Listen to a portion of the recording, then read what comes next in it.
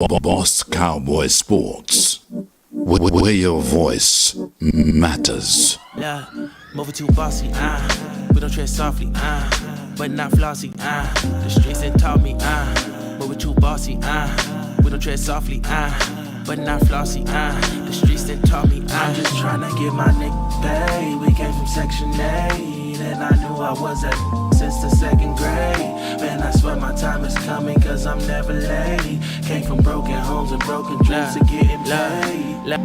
Boss Cowboys. Your voice matters. And it does. It really matters. Yeah, man. So, obviously, everybody feeling real good. But we got us a lot of measured Kool-Aid to talk about today, baby. A lot. A lot of good. Man. And you know, every one of these got a little bit of a message to them. So if you kind of looking at the measured Kool-Aid, you like, man, what's going on? You still got the dark side. You got our last three kickers, Whippy Goldberg, blind refs. So we got a lot to talk about. So obviously y'all sit back, man. We gonna measure this Kool-Aid. I'm gonna be petty, but not as petty. Sit back and relax. I got you. Boss Cowboy Sports. Let's go.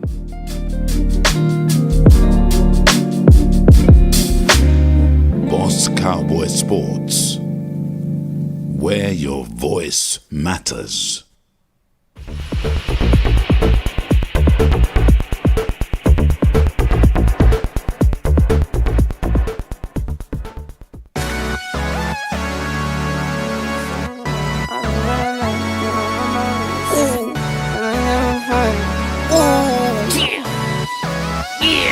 Yeah, let's go. No watch, no diamonds, no watch, good timing, yeah. Woo in the building. I see you, weak. No watch, no diamonds, no watch, good timing, yeah. Need no middleman, I'm the man to man, send it in. I like what I like, me, I know my rights is sipping in. I like having fun, I do what I want, it's what it is. For my son and son, for my daughters, yeah, it's for my twin. I work through the night, I do what I like, get a check, I go for the ride. I've been down the ride for the win, still move on the hush. Never run for none, I face my fears, I just drop for none. Month to month, still from year to year. No watch, no diamonds, no watch, good timing, yeah. No watch, no diamonds, no watch, good timing, yeah. I'm sporty and rich, I'm sporty and rich, I'm sporty and rich. Do it again, again, again. I'm sporty and rich, I'm sporty and rich, I'm sporty and rich. Do it again, again, again. Get some checks, I invest, and I spend a check. Spend a check, get it back, then I take a rest. Only race is the human, I take care of my skin. I was doing this as a rookie, now I'm up to vet. Set the trend, set the pace of play. I don't trip, but if I fall, bet I make a way. I take trips in the fall, watch the leaves change. I like to treat every day like it's my B-day. Let's go. No watch, no diamonds, no watch, good timing, yeah. Here we go. No watch, no diamonds, no watch, good timing, yeah. I'm sporty and rich, I'm sporty and rich, I'm sporty and rich. Executive, do it let's again, go. again, again. I'm sporty and rich, I'm sporty and rich, I'm sporty and rich. Do it again, again, again. Welcome to Boss Cowboy Sports, where your voice matters. Do it again, again, again. And all the executives come in and have a seat. Do it again, again, again. Yeah, man, shout out to all the executives that's in the building. Obviously, your boy done slept on it. And, you know, my slept on it shows have become some of my best shows. Oh, man. And my boy say, where's Lord Brunson? Now he was smacked. Yeah, man, Lord Brunson, I've been peeping out his content. He been keeping it real. I'm just keeping it. Yeah, he ain't been saying nothing that I don't really disagree with, actually. But man, shout out to everybody in the building. I see my boy James Ruff. I know you out there, man, on the road, man. Make sure you stay safe as you're going back and forth. Chris 214, I'm gonna feature what you sent on Twitter today. I'm gonna show how we work as a team. My boy Chris 214 done came with the evidence. He done came with the evidence. And so getting into it, man, I ain't gonna kind of prolong it. You know, we just came out of a big win, you know? So we got a whole lot going on this Measure Kool-Aid. Some of this look the same, but a lot of it is different. You can still see Shakira Richardson, but you could also see Darius Leonard. But Darius Leonard is real small. Real small. And our other linebackers are real big. Boss, what you talking about, man? What kind of Measure Kool-Aid are you talking about? A couple other things too. You got a big old, strong, old white man. What's going on? What is going on with the old man with the weights? We gotta talk about what we got going on. An old man with weights. Yeah, we can't wait to measure this Kool-Aid because it's a lot to talk about. You know, I'm gonna keep it real. I speak my mind. I am with the shits. Bringing real back. 50 speaking his mind. That boy with the shit. If y'all can decode what I was saying on this thumbnail, I would be very impressed with y'all. I'd be very impressed if you can decode what am I saying on this whole thing. This whole thing, at least some of it. If you can decode what this Measure Kool-Aid report, especially if you, man, I just want to see what y'all come up with. Taking a look at this real quick. I'm gonna give y'all one more look. Yeah, that's young Whoopi Goldberg. All right, so I'm gonna go ahead and just kind of get into the Measure Kool-Aid report. My boy Marcus say refs not seeing the holding. Yep. Yeah, I'm gonna talk about all of that. So let me go ahead and get to it because I got a lot of Kool-Aid. It's a big thing for Boss Cowboy to actually say publicly that he drunk Kool-Aid. Listen, I do not drink Kool-Aid without first measuring. Let's go. All right, man. So getting into the Kool-Aid. The first thing I'm gonna start with Whoopi. Y'all know who Whoopi is. If you don't know, you getting ready to know. It's starting to kind of be some evidence that curse stuff was real. It really is. Let me kind of make the case, y'all. Because I've been looking at this, man. It's kind of real, y'all.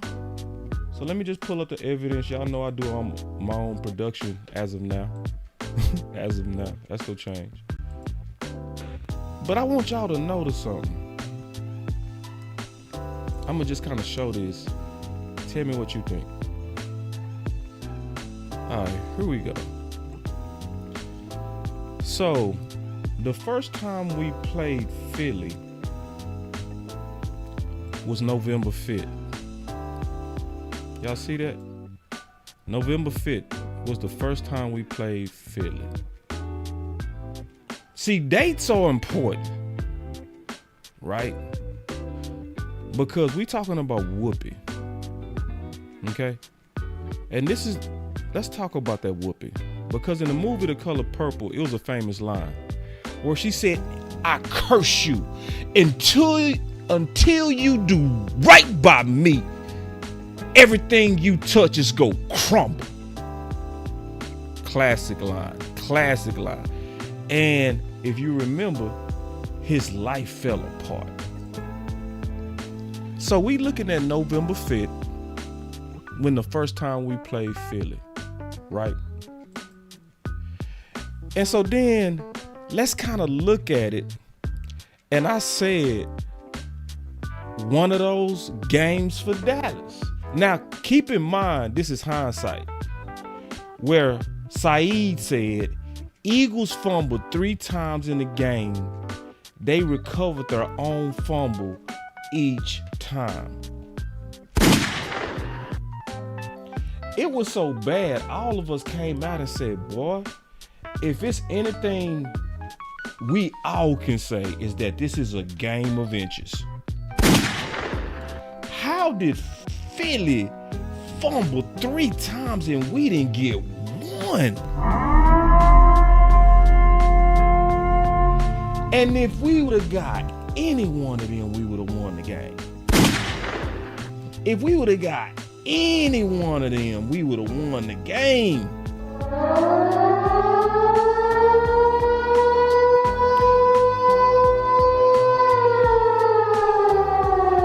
We would have been looking at a sweep right now, a sweep of Philly. So, what am I talking about? Then all you got to go do is then look at when did everything break out. All right. So, the news of Jimmy Johnson broke November 19th. And ain't it funny? Our luck was totally different game 2. So November 5th, Philly fumbled 3 times and we didn't get one of them. November 19th, 14 days later, Jimmy Johnson gets into the Ring of Honor, or at least is announced, and now we recover all 3.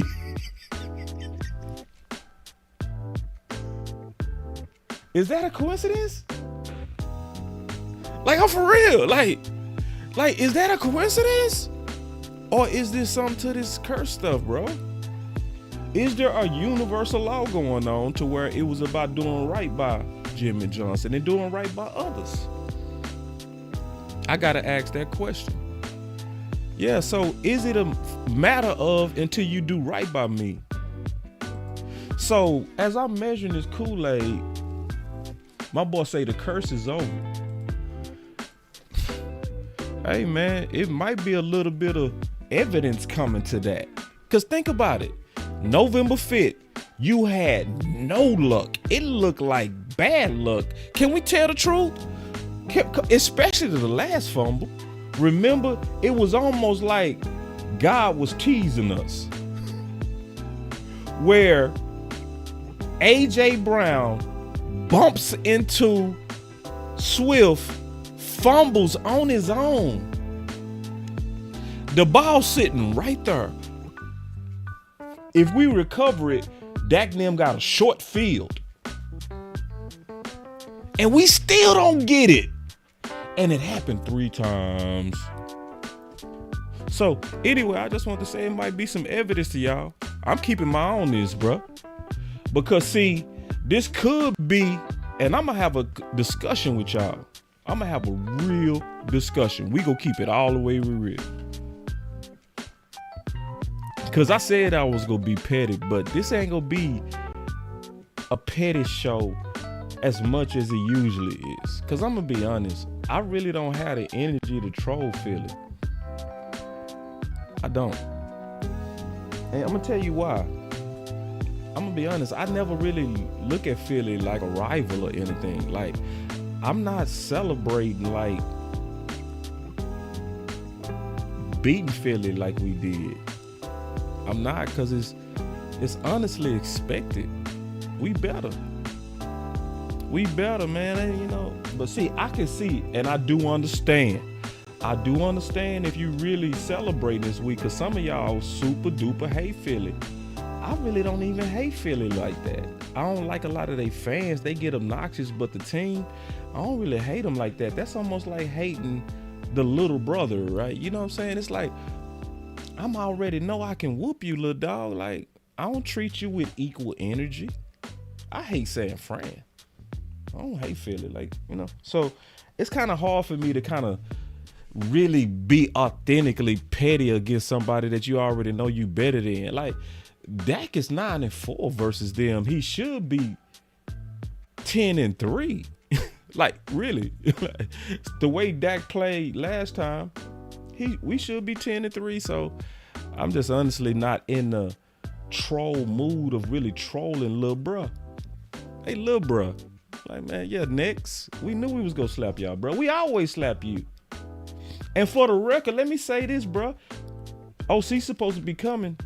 If he come, we gotta talk about something, because I told him and everybody else that even Jerry Jones is greater than Howie.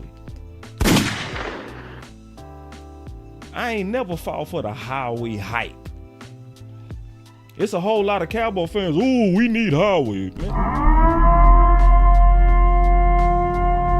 No, we don't. Anybody that's being aggressive to catch up to me is not as good as me. Let me say that again.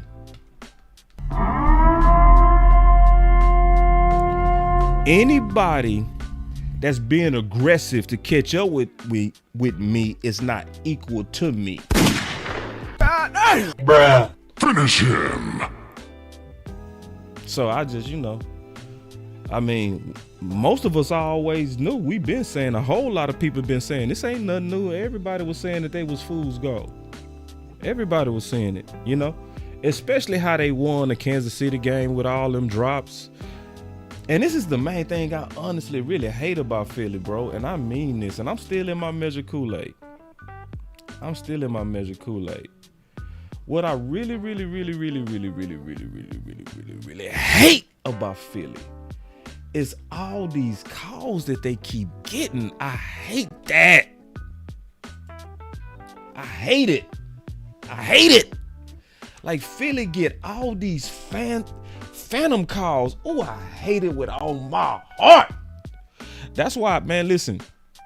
That's why I got that ref, man. I still got that blind ref. Because I said this on Twitter, man, and I mean this, bro. I really want y'all to hear me out. I said this on Twitter. I want y'all, because I'm still flowing through my measure Kool-Aid. I'm keeping up with it too. Check this out. I said, don't let the Dallas blowout versus Philly distract from how bad the officials were. The refs called every petty holding call against Dallas. Am I lying? Think about it. Think about all them petty. How many times did they have to pick up the damn flag? When you throwing out flags and saying, oh, my bad, it wasn't a penalty, then why you throw the flag? Oh, y'all ain't hearing me today. And I'm going to tell you, I'm going to be honest. This is where I'm going to be petty. Some of y'all, I'm going to be honest. I got to be honest. Some of y'all get on my nerves as Cowboy fans. Some of y'all have these kind of like this air like, oh, I don't talk about the refs. Man, you better start talking about them damn refs. Oh, man, I don't think refs dictate the game. Boy, you better. So you mean to tell me that they was throwing flags at our offensive line and then having to pick them up, but Michael getting pulled all the way off his whole damn neck and they can't see it? Just can't see it. Like, watch Michael get pulled. Like, oh, you don't see that? And it's versus a tight end. If Michael is going against a tight end, I'm pretty much expecting somebody to hold him. So like, yeah, man, that's why I hate Philly. And this is a warning to all the Dallas Cowboy fans. Go ahead and get ready. This is what I saw from that game. The Dallas Cowboys gonna have to beat the opponent and the refs throughout the whole playoffs. Just get ready, bro. Yeah, Nisi, you said it best. Selective reffing. Yeah, it's selective reffing. That's exactly what it is. And I'm sick of it. I hate it with all my heart. I'm talking about all the way hate it. But it's the reality of what we gonna have to deal with. It is the reality. We just got OC. I think he came in the building. What's up, bro? What's up, bro? How you doing, man? How y'all doing tonight? Man, we doing good, man. I was just kind of going through this measure Kool-Aid. I was just giving my thoughts on just kind of some of these topics, just taking them one by one. I was talking about the refs. Oh man, the refs, man, it's like anybody else. Like, listen, the Dallas Cowboys are just really great for business, and I've been saying this for years. So if you want to make a name for yourself, make a call versus the Cowboys in a big game, especially on premium, spotlight, prime time, Monday night football, Sunday night football, Thursday night football, things like that. And so invariably, you always see a ref make a call that may look weird or strange, or why did he do that? In one of these big time games. And it is what it is, man. It's a part of being a Dallas Cowboy and a part of what people do and the experience, but it's also a part of what makes this thing interesting because, I really don't care. And this is weird, what I'm about to say. I really don't care that the refs make certain bad calls against the Cowboys, because I think that those calls actually make the Cowboys better. It makes them gel, it makes them fight, it makes them have to actually give their best and fight against all odds, and that actually that resistance in some way is bringing the best out of them. That's my thought about it, but it's going to always happen, to your point. Come on. It's gonna always happen.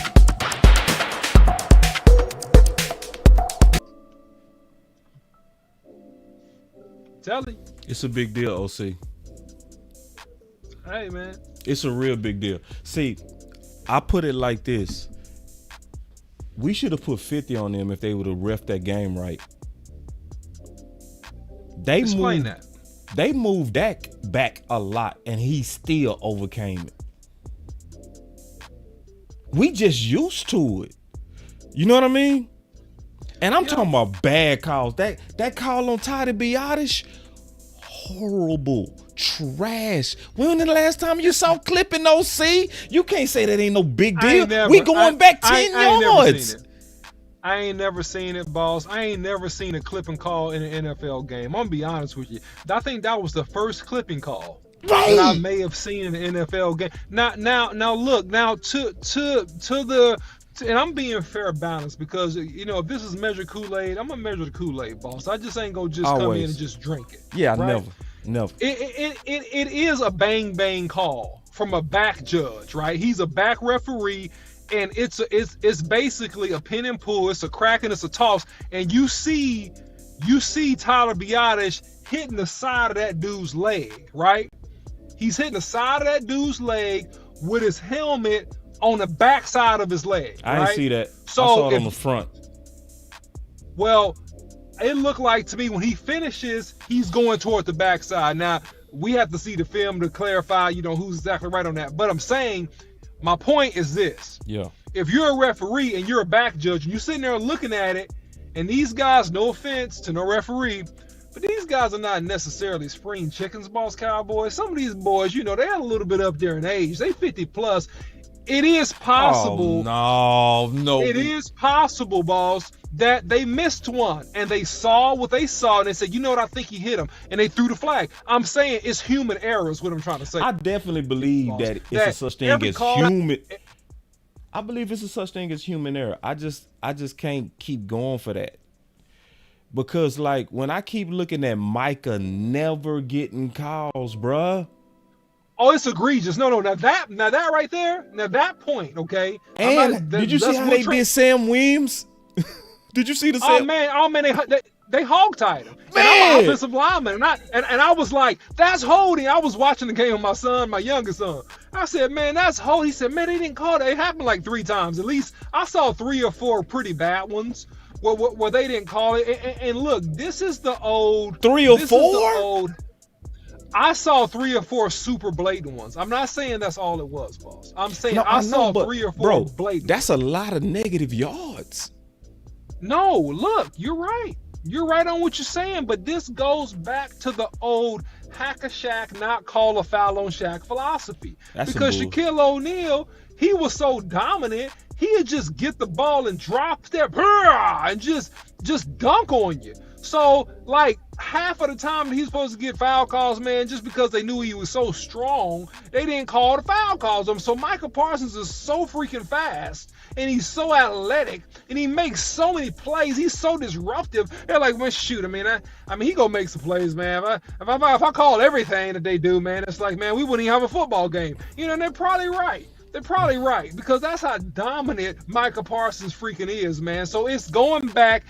Micah Parsons is at the point, he has that Shaquille O'Neal effect, boss. It's the Shaquille O'Neal effect. We're not going to call everything against you that I should call.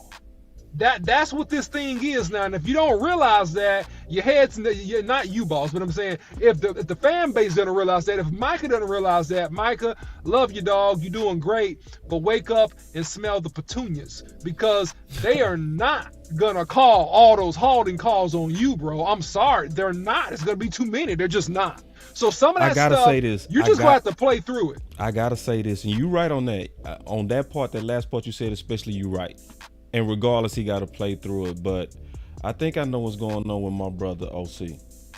I get it. It took me a while to understand it, but I get it. It's a scripture in the Bible that says, to the pure, all things are pure. That's the OC right now. That's the OC right now. Man, like he's such a good dude that when he look at things, from his perspective, it's a pure judgment. I'm saying that it's more nefarious, bro. Because yes, it's foul play. It's foul play. It's foul play. How so? See, because I think all these media people and owners and everybody got an incentive to hate the Cowboys. Like, for instance, how does Goodell get paid, OC? How does he get his contracts? He gets paid by the owners of the teams. Who do the owners hate? Yeah, you might be reaching, boss. I understand where you're going. No. I know I ain't reaching. You might be reaching. I'm not reaching. You might be reaching, boss. You just pure. You might be I'm going to tell you why you might be reaching. No. Hear me out. Because, see, I'm looking at this, like when we look at our politics, why are so many of our politicians corrupt? Because they're paid by the people that they're lobbying. Oh, wait. They're lobbyists. So hold on. They're paid, which corrupts them, but Goodell paid by owners. Mm-hmm. You telling me ain't no envy for Jerry, bro, between all these oligarchs? Look, of course it's some envy. But so you telling me Goodell wouldn't placate to them? I mean, boss, placate, how can I understand when you say placate, but in the context of games, in the context of refs making certain calls versus the Cowboys in football games, that part I'm not sure about, boss. That sounds like a reach. And you're my boy. You just that pure. Sounds like a reach a little bit. No, it's not a reach.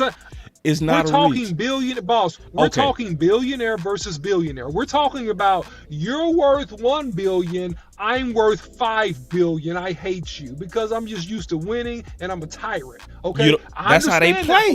That's how they play. I understand that's how big boys play. I get it. Yeah, I get it. But at the same time, I don't know, and I don't have evidence. Let me say that. We don't have evidence, right? We don't have evidence. It's so nefarious. It's so nefarious that it's all the way down to the referee level. I understand. Look, a ownership meeting, some rules being put in place. I can see it on that level. I get it. I'm with you on that. Okay, got it. I'm with you.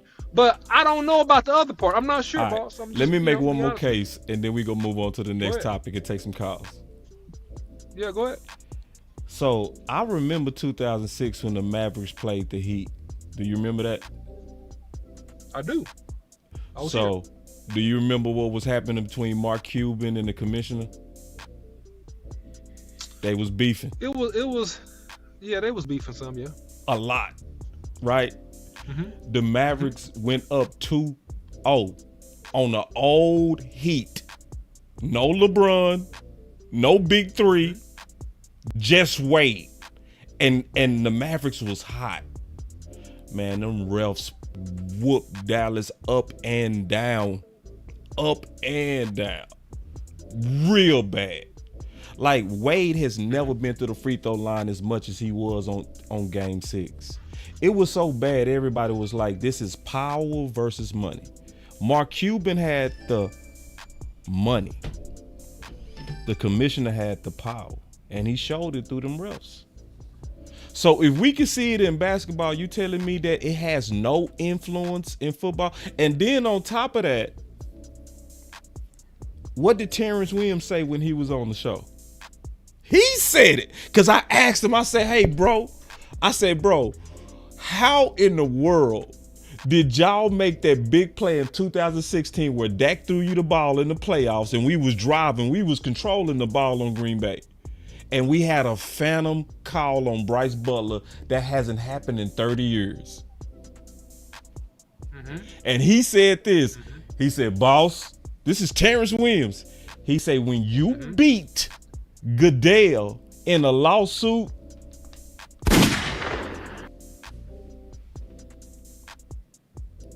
so anyway. Cause see, it don't make no sense to me, OC. How you calling all them ticky-tack, small, itty-bitty baby calls, but you can't see Micah Parsons literally being snatched? Nobody saw it. Nobody saw him get snatched right there. No, man, look, he was getting hog-tied. Lane Johnson held him on the sack. I mean, Micah Parsons bull rushed the mess out of Lane Johnson. I respect Lane too. Awesome player, first ballot Hall of Fame, right tackle Lane Johnson. That Lane Johnson. Bull rushed him. He was trying to choke Micah. Micah still got the sack. It didn't matter. Man. Micah caught him slipping, man, and he just hit him in his chest and came straight through him, man. It happens to the best of us, man. It happens to the best of them. So, good stuff by Micah Parsons, man. That's the thing too. The transition just a little bit, man. Micah Parsons, in this game, more so than any other game versus Philly, man. The thing that I love in the development of his game, because he's still developing, man, he played with a lot of power. If I cut off, boss, then I'll be back, man, because it look like my phone goes shut down or something. But okay. Hold on one second. But hey, real quick, while you fixing your phone? No. Go ahead. I'm good right now. So if it shut off, I'll just come back. But all right, cool. Let me say this real quick. First of all, shout out to the teamwork that's going on right now. I've never had this happen, but this is dope as hell. My boss, Shannon Sharp, he said, boss, I tagged you in the post on Twitter about Tyron getting called for clipping. And he's showing the plays.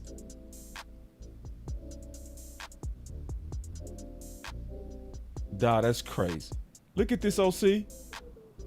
Yeah. So you mean you don't now, and this is not clipping, bruh. Tyron didn't do nothing to him. Tyron got clipped. He actually got clipped in the leg. OC, you mean to tell me that I'm tripping, that this is conspiracy? Bro, this is blatant. Those are bad calls, boss. Those are horribly horrendous calls, boss. Yeah. Horrible. So let me tell everybody what they can do about it. You know what I did? I tagged the NFL. Mm-hmm. So. Oh, you did? Mm-hmm. I'm gonna keep doing it too. You serious, man? You serious? Serious as a heart attack. We all should be. They care about what we thinking, you know. If we, hey, I use my voice. I use my voice. Absolutely. Because ain't no use of crying about it and not doing nothing about it. That's true. I at the NFL on this. You know what I'm saying? And a lot of people saw me tweet and added them with me. Like, yep, we watching. Yep, we don't like it. You go lose some of our support. We go stop watching your NFL, homeboy. We go to just watching the Cowboys keep playing with us. Anyway, let me get to some more stuff since we double teaming this, bro. I want to get to this real quick. We got some other stuff right here. Yeah. I can't wait to tackle this with you, bro. This gonna be a fun one. What you think going on with that white dude? Let me give you another angle. Mm-hmm. Oh, he flexing, boss. You know he flexing. Look at the whole thing. Now I may not be able to see it from my device, but he got some weights. He flexing. He got some weights. That's what I see. All right. Mm-hmm. All right. Okay. So this how we gonna break this down.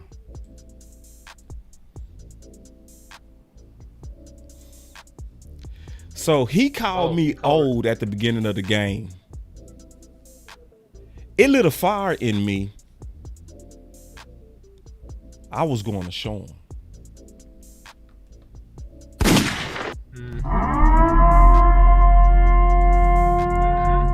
So I'm gonna talk about something, and I know you gonna relate with this, OC.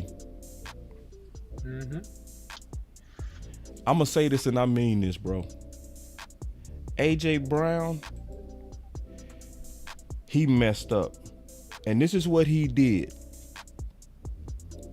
He showed what I call mama's boy energy.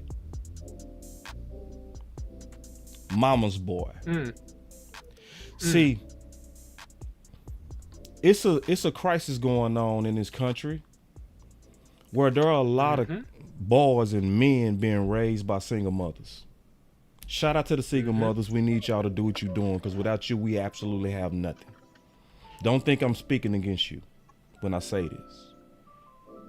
A lot of times, even though we got these single mothers raising these boys, the problem is some of these boys don't learn what it's like to go up against a man because you raised by a mama. See, the OC, he got boys. I got boys. We both got boys. It's different things we never go tolerate. You go talk to me with a certain tone, son. Yep. You go move when I say, and it's gonna be quick. I ain't gonna play with you. You under my house. And then if it come down to it, you go feel this. Now you go feel me. Old man strength. And this is the thing. When you test a man, an older man, it puts something in us, OC, to where we go show you, even when we older, that we got that strength. Bro. And am I telling the truth or what? Am I telling the truth? You telling the truth, especially an older man with some fight in it. Yes. And this dude was a Pro Bowl. This dude at one point was actually Gilmore considered the best corner in the league. Don't forget that. Yeah. And people forget that he was considered the best in the league.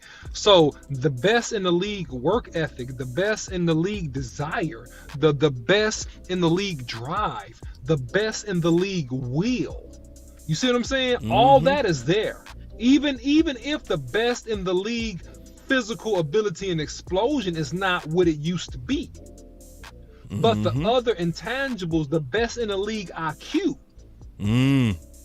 The best in the league, what am I gonna do when you catch on me? Oh, I'll just strip you, boy. I'll strip you.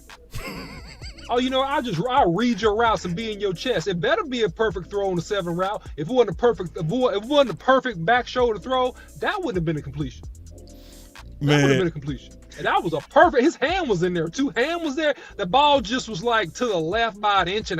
I mean, it was a perfect back shoulder. Mama's boy. So the thing that, yeah, and so AJ is like a bully. Respect and your elders. He's even more than a mama's boy. He's like a bully though. You know, he one of those dudes in class that pass around notes and make a list on everybody he can whoop. Ooh. And so what happened was he came up here and he had my boy Gilly's name on there. And so Gilly said, I seen this sheet about everybody you wrote on this list saying you can whoop, but you can't whoop me. You can't whoop me, boy. Then he started crying. Then AJ started crying. I can't whoop you. I can't whoop you. He said, no, you can't whoop me, boy. I can't whoop you. No, you can't whoop me, boy. And then we went out to the playground and then realized that I whoop you. Yep. You can't whoop me. You was fighting and crying. You was upset. You was all emotional. You was all in your emotions like a female. And wait. Was it like a female? No, No, he was in these emotions like he was a female. I'm saying I'm not.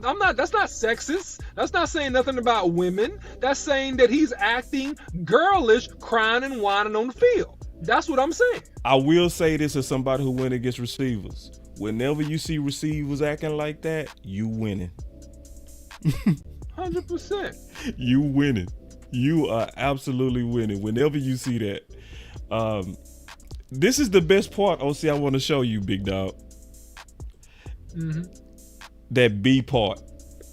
See, this is how you know it was grown man strength that kicked in. He said, I was going to show him. See, that's how you know is that you just, come on, OC, I know you done said that. I know all you men done said that. Hey, I'm going to show you. Hey, I'm that's why I say you never can count a man out that got fire and he got will. And I'm gonna use a story about myself, a recent story about myself, Boss Cowboy. And you know this, old lineman, you played with me. You seen me. Look, bro, I done lost some more pounds, man. I'm running, dude. I got challenged to run a half marathon, boss. A half marathon. That's 13.1 miles, bro. 13.1. All right. I told a couple people, they laughed at me, boss. Man, what you gonna do? You can't run. You gonna fall out. What you gonna do? Your self, you out there hurting yourself for some years. But you made fun of me, right? Just a couple months back, boss. I said, you know what? I said, I'm gonna run it. I said, I'm gonna show you the shirt and the medal when I'm done. I said, and I'm gonna run it without stopping. I'm gonna run it without stopping. Yesterday I ran it, bro. Did not stop. And you crazy. They lied to me. They lied to me, boss. They said it was 13.1. It wasn't 13.1, bro. I had my little clicker on, my little mileage tracker app to show you how far you're going, bro. It was 13.6, bro. That extra half a mile breaking, boys. And look, a couple of those people that ran it laughed at me, bro. They was walking at the end and I passed them, bro. So what I'm saying is, it wasn't because I'm a great one, but it just was will. And what I'm tying it back to, when you talk about Stephon Gilmore, you have a man that had will, bro. Yep. Will. And you challenged his will, bro. You challenged the man's will. That's what you did. You said you a little girl and I'm gonna punk you. And he said, you know what? You can't punk me and you can't whoop me. And he went out there going to and show he brought him. It to him. Yeah. It's like when Jordan said, and I took that personal. Yeah. And here's a secret. Let me tell y'all a secret. Because listen, the fan base don't understand this, boss. Everything is personal. Ooh. That's what you don't understand.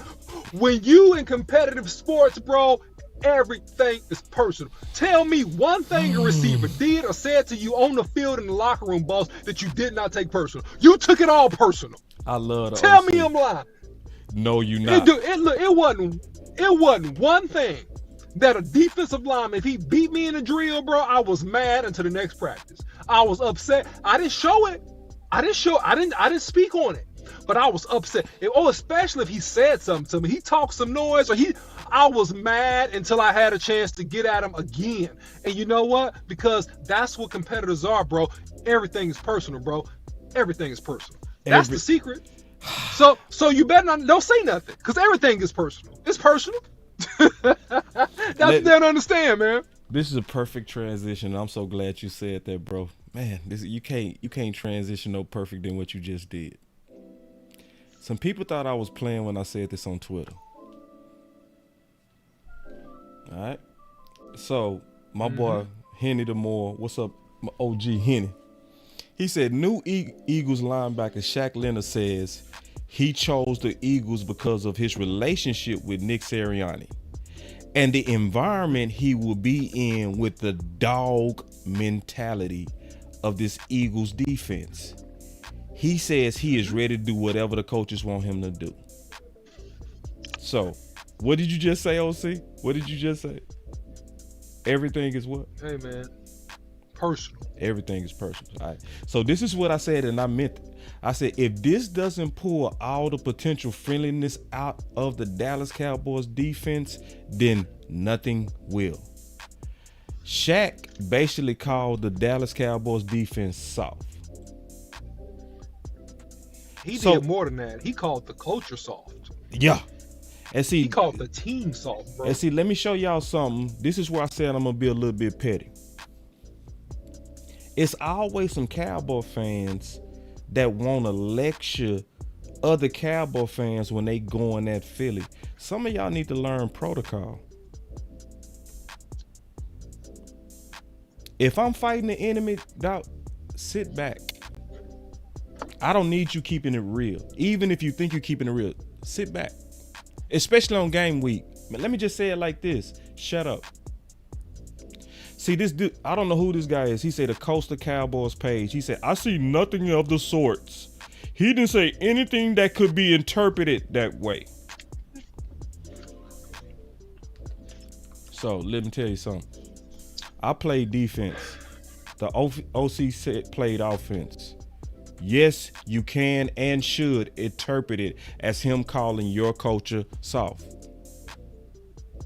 Ain't no way you shouldn't have said nothing. You should have just said, hey, I feel like Philly's a better fit. But when you say I went where there's an environment of dogs, you also saying that I don't see that environment over there as an environment of dogs. Am I tripping, OC? You're not tripping at all, because when you get into explanation, then there's no excuse. Right. When you get into explanation, you'd be better off saying yes and no and say, I thought that'd be the better fit for me. That's it. But you went into an explicitive on why. Yeah. You see, the problem is you got into the why. You got into the weeds. And you messed up. You got into, Serenani told it. You gonna go to that soft team because he tight with Serenani. Serenani was talking crap. Man, we went to the NFC Championship. We went to the Super Bowl. Those boys are soft over there, man. We gonna whoop those boys. Ba ba ba ba ba ba ba ba ba. They can't win. Ba ba ba ba. We tough over here. We real Ireland thugs over here. Ireland thugs. We're Ireland thugs over here. With the Ireland flag on, that's cool, bro. That's cool, bro. When you're in football games, bro. When you let go of Hargrave, and everybody's figuring out your offense, and they know all they got to do is beat up Jalen Hurts, who you still trying to use as a running back. You know what I'm saying? That's all that's what we did. Contain the quarterback. Contain the quarterback. Contain the quarterback. Play press coverage. Attack. Shh. OC. And we stop you. Check this out. And see, I said this. My boy Montana. He said, yeah, all right. See, you know what I mean? See, Montana got it. He felt it. He said, yeah, all right. You know what I mean? Yeah. See, that's the energy I'm talking about. And then I said, exactly. Put this on the bulletin board. Thanks. You know what I mean? Put this on the bulletin board. And see, I found this dude named Ross. He got it. I don't know who Ross is, but he got it. My boy Ross said, if you say that you chose a team because their defense has a dog mentality, the implication is that the other team defense does not. And then my boy Ross said what I said, and I don't know who he is. He said, nah, bro, it's going on the bulletin board. Ferguson go see how much a dog he is. Hey, man. And why?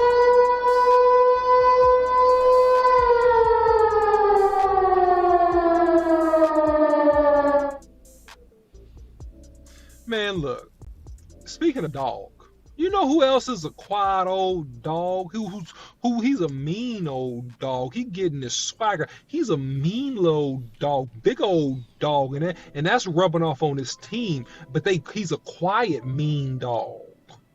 No, it wasn't not him. Bell, not Bell. It ain't Bell. No, Bland. No, one Bell. But no, not a even quiet Bland. Now dog? I'm gonna get to those people in a minute.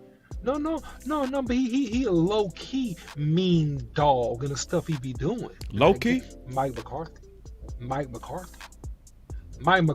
a mean little old dog. Mark McCarthy is attacking boys like I don't respect you now. Mike McCarthy is, I'm gonna throw the ball deep on you like he hadn't before. This is when I knew the Cowboys gonna win this game. When Mike McCarthy lines up on 4th and 1 and does a quarterback sneak. Toward the goal line, boss. Toward the goal line.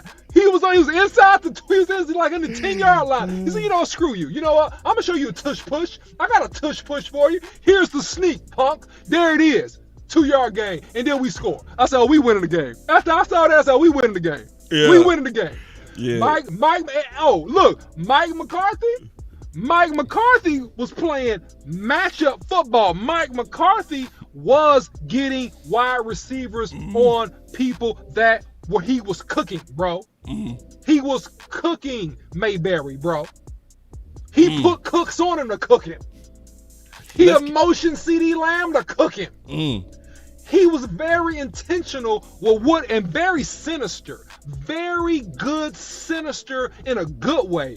Offensive play calling, bro. He was picking on matchups, bro, and he was being a thug about it. You have to really check out the details of the game to get that. But his quiet demeanor of aggression is rubber. I see the Cowboys ain't like talking a lot, right? They ain't just talking and rah, rah, rah, Nick Sirianni, he raised the roof when I score a touchdown. No, the Cowboys ain't doing that. They're taking that quiet aggression, I want to beat your tail demeanor, and they're getting a chunk of this from Mike McCarthy, bro. Peep game. Mike McCarthy over there looking. Look, he's attacking boys, man. And he's doing a great job. I was hard on him. I want to salute him for how he's calling this offense and how he's trying to control these games, bro. And he's doing a great job doing it. Now, to your point, Dan Quinn, he wised up, boss. Okay. He wised up in a major way, bro. All right. He knew the key to stopping Jalen Hurts was that guy that you first showed. It was Bell, bro. Give me a fast middle linebacker that can spot this dude and chase his butt down. He can chase left and right, and this dude it doesn't matter, bro. He's go clean up. Hold on real quick. And that's exactly what Bell did. Let me jump in with you then. Because let's go down the list of the dogs, okay? And the people that I think heard that soft message. I think Bell was one. I think Bell heard it. And you know who else I think heard it?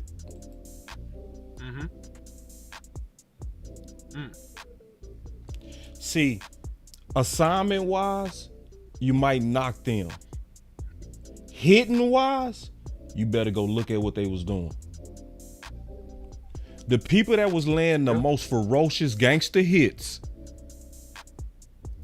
and I think the people that heard the call and heard, oh, we South? You didn't choose us because we South? Okay. See, it was Clark who hit Hurts in his ribs. Hey, and when I was watching it live, I didn't know who did it. I just saw the flash show, see? You know what I mean? I said, and see, you know what I'm talking about. When you see somebody come in there and hit the pile real hard, and you like, what was that? Yeah. And I looked up, it was Clark. Yeah, bro. See, and this is why I put them on the thumbnail, bro, right here, or on the Kool-Aid report. Because, see, I think they picked up the dark side. Meaning, I don't want y'all to think I'm saying we like Satan. We not saying that. What we saying is playing angry. Bro. We just being creative to say playing angry. And if you saying them playing angry didn't make a difference, you just ignoring exactly what you saw. Good.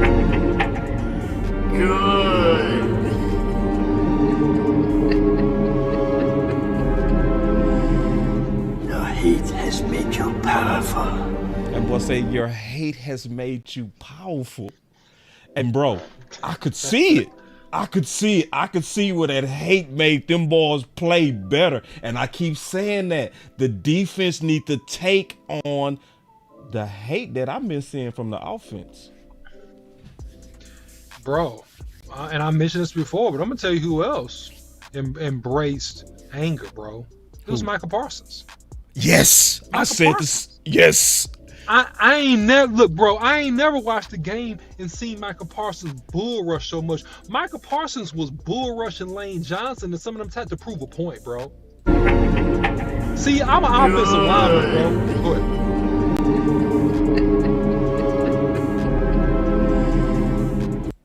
your hate has made you powerful?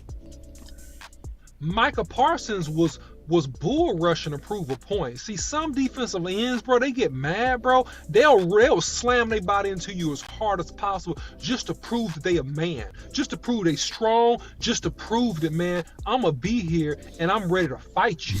They know they ain't fist to get a sack. It wasn't even about them getting a sack. That's the thing I love. He knew he wasn't going to get a sack on most of them bull rushes. Yeah. But he just ran in there 3-4 times. Wham! Wham! Wham! Just slammed his body as hard as possible into Lane freaking Johnson. Yeah. To let you know I'm here, boy. I'm here. I'm here to play ball. I ain't no punk. This is going to be a physical game. He was making a point. I saw the dark side on the defense. He's making a point. I finally start seeing the dark side. I'm being honest, bro. Hey, do you know how hard it is for me to say that the offense got more dogs and play with more anger than our offense? That actually grieves me to say that. Bro, let me play something real quick that proves it. My boy Chris 214 sent this to me. Y'all check this out. Jerry, when you guys looked at Jake Ferguson to replace Dalton Schultz, is this kind of the progression that you were hoping for, that he'd come along like this? Well, I'll never forget one of the best comebacks I've ever seen when before a game, from my perspective, and you go through the old, how you feeling today? You know, just that acknowledge you're there and recognizing what have you. And I asked him before his first game this year, how you feeling? He said, dangerous. Just putting it on me hard. You had your first career touchdown at Philly, right? And then, of course, unfortunately, not the outcome that you guys wanted, but you still had a touchdown in that game as well. What is it about Philly that just kind of gets you going? I like big games. Yeah. It's always nice going into that atmosphere, It's kind of nice being the bad guy.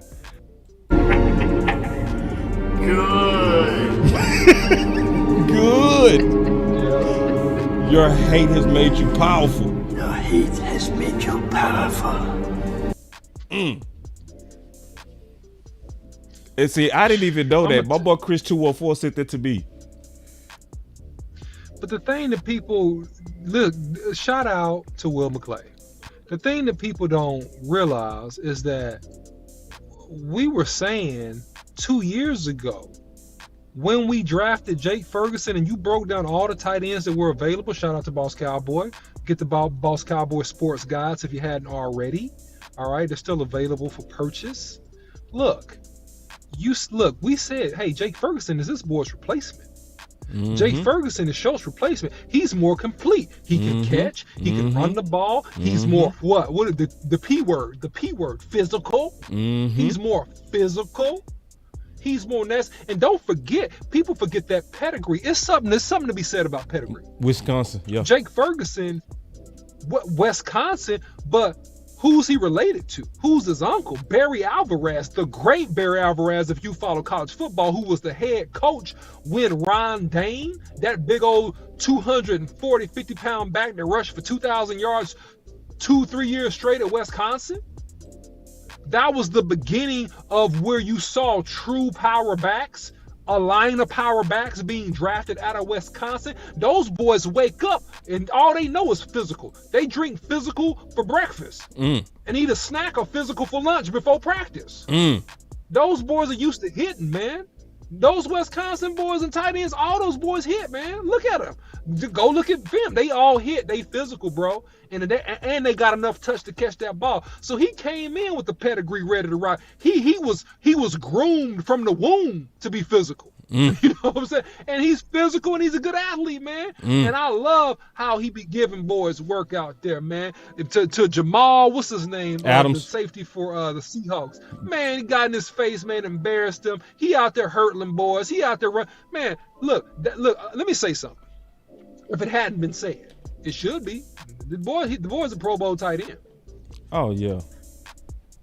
He's a Pro Bowl tight end, man. We got CFT in the building. What's up, OG? CFT, what's up, bro? Man. Yeah. Yeah, man. And see, this is the thing. This is the scary part, too. Our defense is starting to try to catch up to our offense, which is crazy.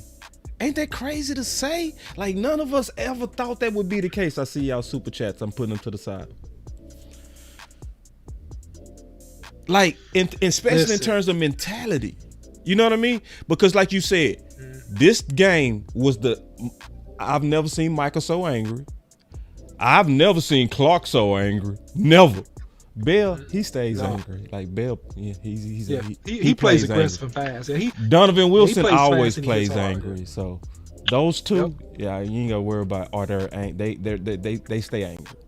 Tank, he stays angry. I'm gonna give Tank, but I'm like that is growing on guys that I wasn't seeing it from.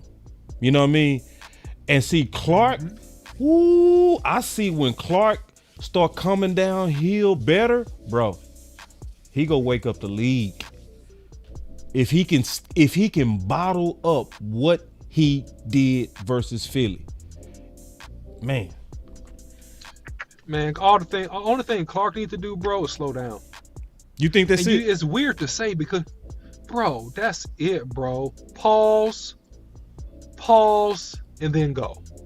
Not two pauses, just one. Pause, go. Not see, and then you overrun plays because you so fast, bro. You gonna be there early, bro. He that fast. He like a 4-3 dude.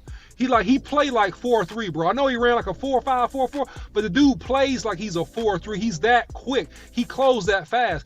Pause, gather yourself, and just go make the play. Make the game simple.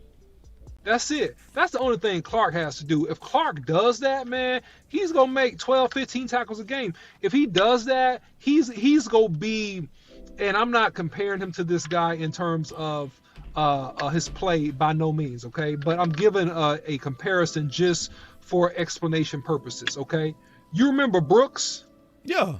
Hall of Fame Brooks. Okay, how Brooks was so fast to the ball, how he just flew around and made a bunch of tackles. White. Yeah. He could be like a White, like a Devin White. He could be a guy that just flies around and just makes a bunch of tackles because he's that athletic. He has that amount of physical tools. Yeah. He just gotta get his discipline together, man. Just pause, bro. Don't overrun plays. Stay inside out. You fast enough to get there. You got the speed and the strength. Just get to the right gap at the right time. Make the plays, bro, and you'll be good to go. Yeah, and my boy CFT said that was our most complete game. I feel like that was a 100%. Sloppy game. I feel like that was a sloppy game. Well, no, let me say it like this. I say it like this. It was clean, but it wasn't zestfully clean. Yeah, it was good enough to win and to beat a good team. And so we left some plays out there. Plus because we left some plays, but I'm going to tell you this. That's a huge game for the Cowboys, and that's a game the Cowboys needed to win. That's a confidence booster that you can beat an elite team, and you can take your game as a team, okay, hear what I'm saying, to the next level. So that should bode very, very well as we finish the backstretch of the season, because this race is not given to the swift or to the strong, but to the one that plays the best football at the end.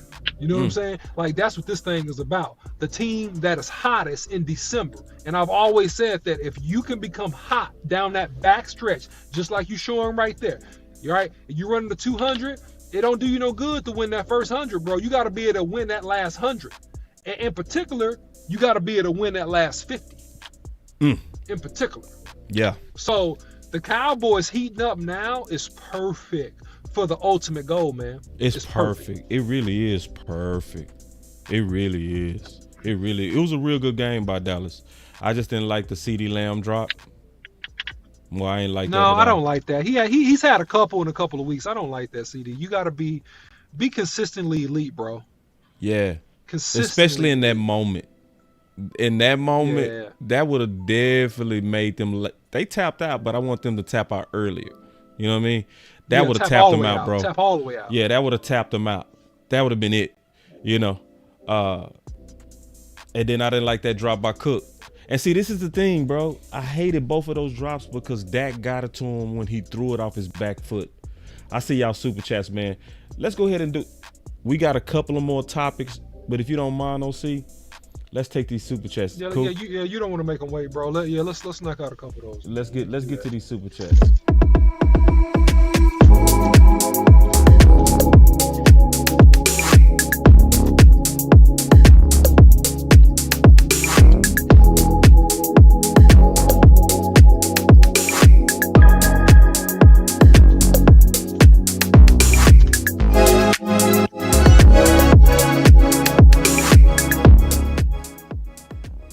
All right, here we go. So we got 4 of them, and then we go take our last topic and take some calls. My boy Meek Phillips said, "Boss, I love the show. I've been looking for the Run Bland Ute Small for my son for Christmas. Point me in the right direction, please, please." You saying like a jersey? If you saying a jersey, I got to connect for you. DM me and I got to connect for you. All right? Then my boy Chris 214 say it's contagious when the mentality gets displayed. He right. He talking about that dark side. He right. And that's also why if you look at my measure Kool-Aid, last week, the only people that I had on the dark side was Dak, Ferg, and CD. But I added Bell and Clark because it's growing. You know what I'm saying? He right on that. And then our third super chat, he said, "Oh, and Ferg, a 3rd-degree black belt." See, I ain't know that.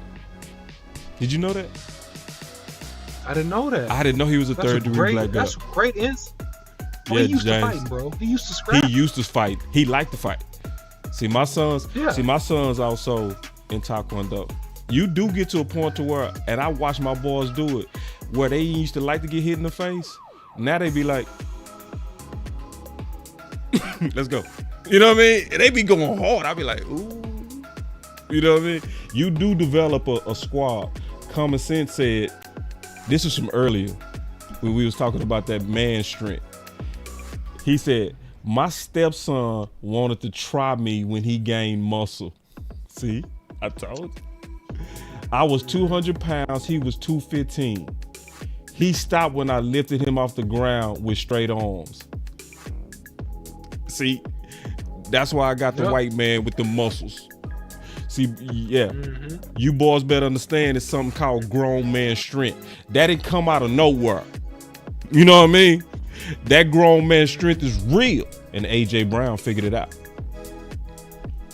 All right, but real quick, man. Hold on real quick. I got something that's fun, OC. I want to show you something, and we go talk about this. Then we go take some calls.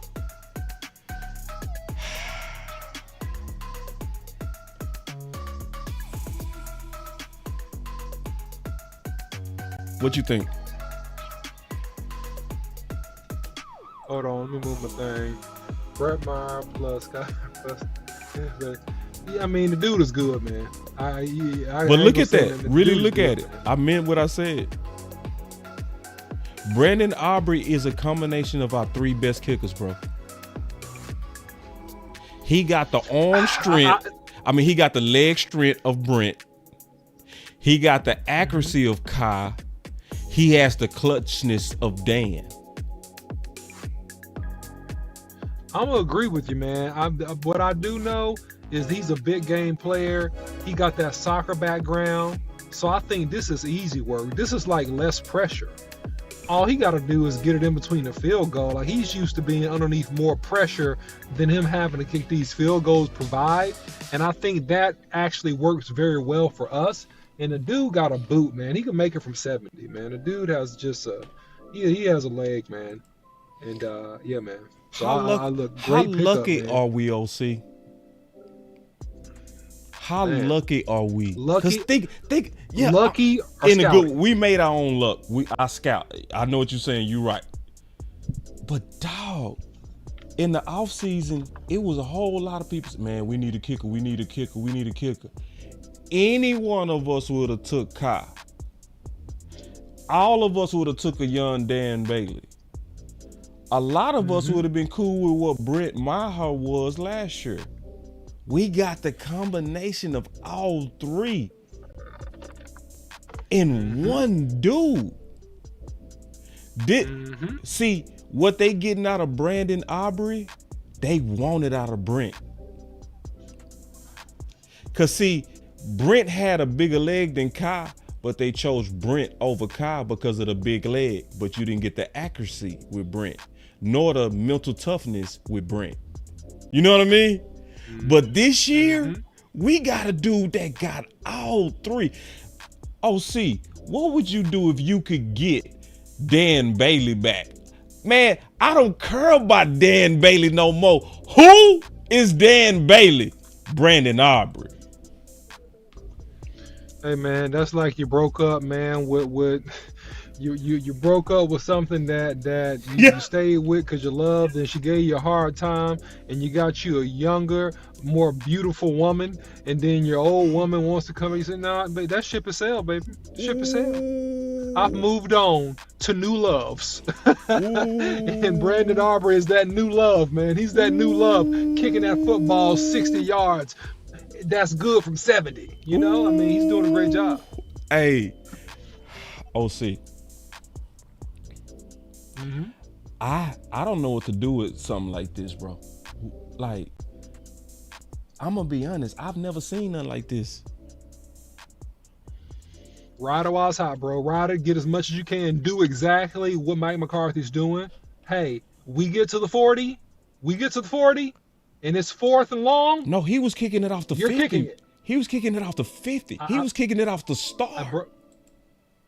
Bro, I know. I was trying not to be so exaggerated, right? But no, that's you're the right, actual. and you're not exaggerating. Yeah. No, it's actual. He was kicking it from midfield, bro. No, you're right. No, he's good from 60. Look, he's making it from 60, but he would have been good from 70. That's what I'm saying. Yes. Like the ball is not dying. The ball is not dying like going through the ball is still traveling, bro, up and away, bro. He's probably good from 70. That's crazy. So, look, if we get in a bad situation here, look, all we need to do, fellas, is get to the 50. Get to the 50. God. And we can get some points. Get to the 50. Get to the 50. Bro, and look, that's on the kickoff, right? Wait a second. Look. Hey, that's on the kickoff too. And you start on the 25. We need 25 yards. We need 2 first downs and a half. Give me 2 first downs and a half, and we'll probably score. We can score. That's amazing, man. And I can say this. That's amazing. From playing defense my whole life.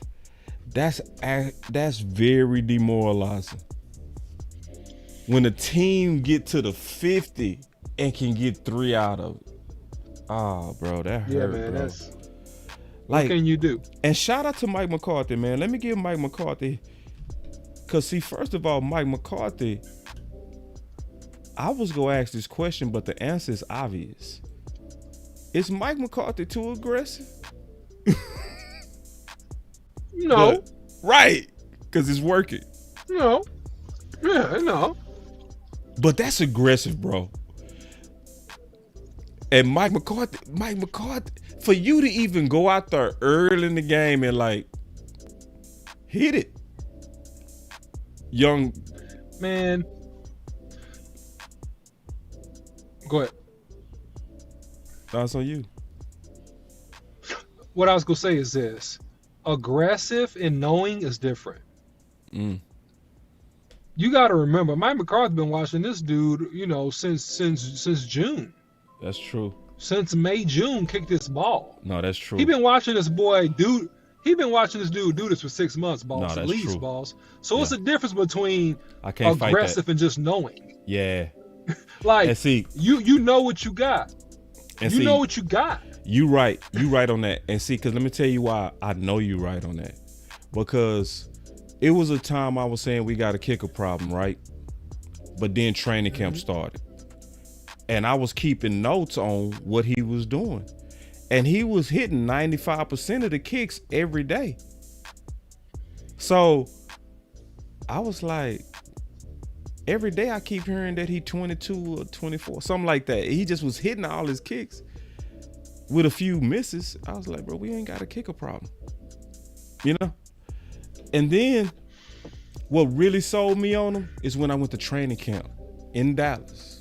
And I saw him warming up, and I saw him hit a 60-yard kick, and I thought I was tripping. You know what I mean? I double checked my phone like 10 times because I videoed it. You know what I mean? And I kept looking at it like, is it my eyes? did he just hit that 60? Because when he hit the 60, it was like he hitting these other 60s. It was too much. It was a lot of room on those kicks. So I kept double checking it, rewinding it, like did he? So you right. Yeah. You right. Yeah, he did that due to confidence. Oh, whoa. We getting burned. Oh, whoa.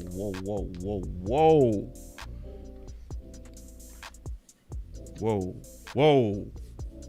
That's too many people in the building for only 156 likes.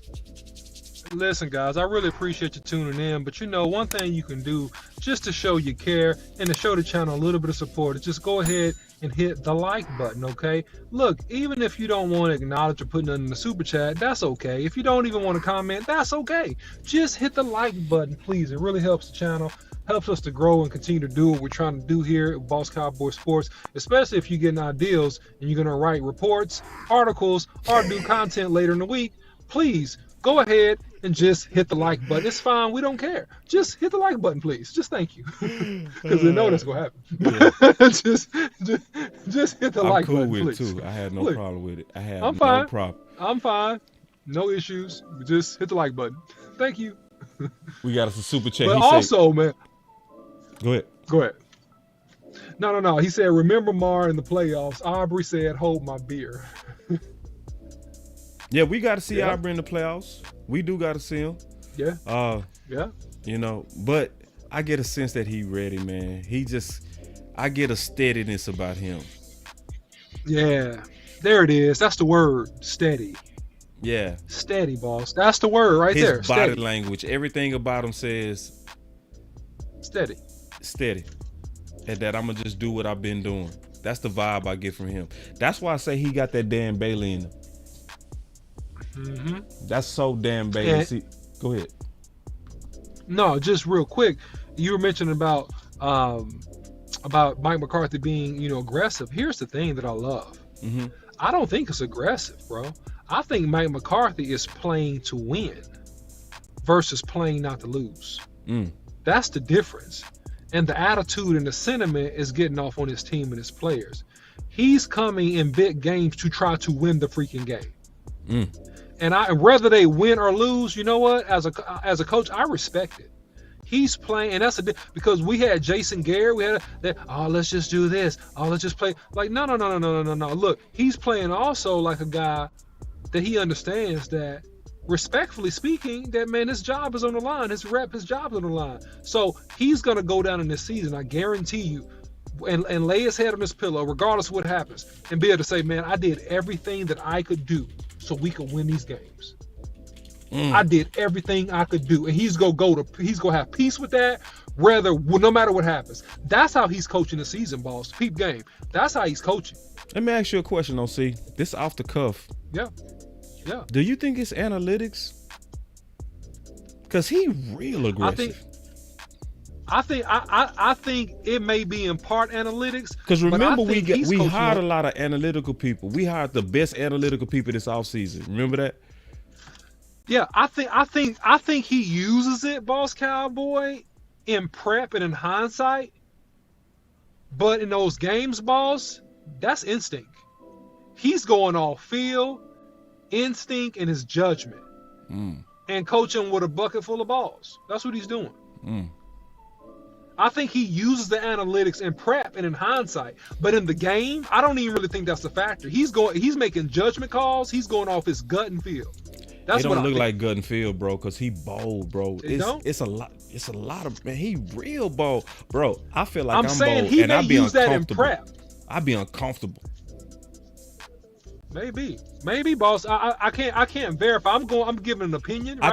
I think it's some substance to what you're saying, because I was listening to Brian Schottenheimer, and he was explaining what he does.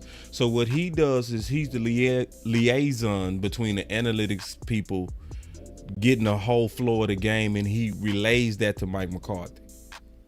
That's what he does. You know what I mean? So a lot of people think he a play caller. Now he's an information manager. He manages all the information. He communicates it real time. And then Mike McCarthy makes the final decision based on what they feeding him on the floor. That's what Brian Schottenheimer said. So, which is going to what you said. It's still based on gut, but it's like the power of analytics is pushing it. Cause he aggressive, bro. I ain't mad at it though. Cause we winning with it, and we winning big with it, and he right a lot. Now, he said Mike McCarthy is the first coach since Parcells to play to win, not to lose. Oh hell, no. You already get into my content. Let's take some phone calls and then we gonna finish it out. Piling paper, got them talking nice to me. Down the bottle, it be going right through me. Brown baby, down to take a flight to me. They think that I'm stunting, but it's slight to me. Piling paper, got them talking nice to me. Guess that's why the labels want the rights to me. CD on my back and it feel light to me. They think that I'm stunting, but it's slight to me. That boy say city on my back and it feel light to me. Well, that's a fly line right there. All right, we got the call line open, man. We gonna take some calls, and then I got some bonus content that me and OC go talk about. I think y'all will really enjoy it. Let me put this phone number up. Let's get to it. Y'all should already be in the building. We already got the phone lines buzzing. So we got 3 people in the building. We got Chris 214. We see you in the building, big dog. We gonna let a couple of more people get in here. All right, I'm gonna give y'all 10 seconds, man. Yep. So we got Joe in the building. What's up, Joe? We getting all the usuals. Appreciate y'all. I'm gonna count down, then I'm gonna close the phones. 1, 2, 3, 4, 5, 6, 7, 8, 9, 10. I'm gonna close these phones. So if you'll say the phones are locked, bro, I gave you a chance to get up in here, bro. All right. There we go. All right. So the phones are locked. Let's go with 409. That's a new caller. 409, you live. Hey, what's up, boss? This is B-Bird, man. What's up, B-Bird? Not much, man.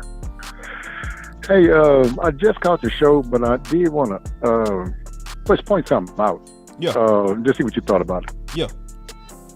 So last year, one of the things that I noticed was at the end of the year against the 49ers, our wide receiver core was pretty mid, to be totally honest with you. We had CeeDee Lamb and just a bunch of guys.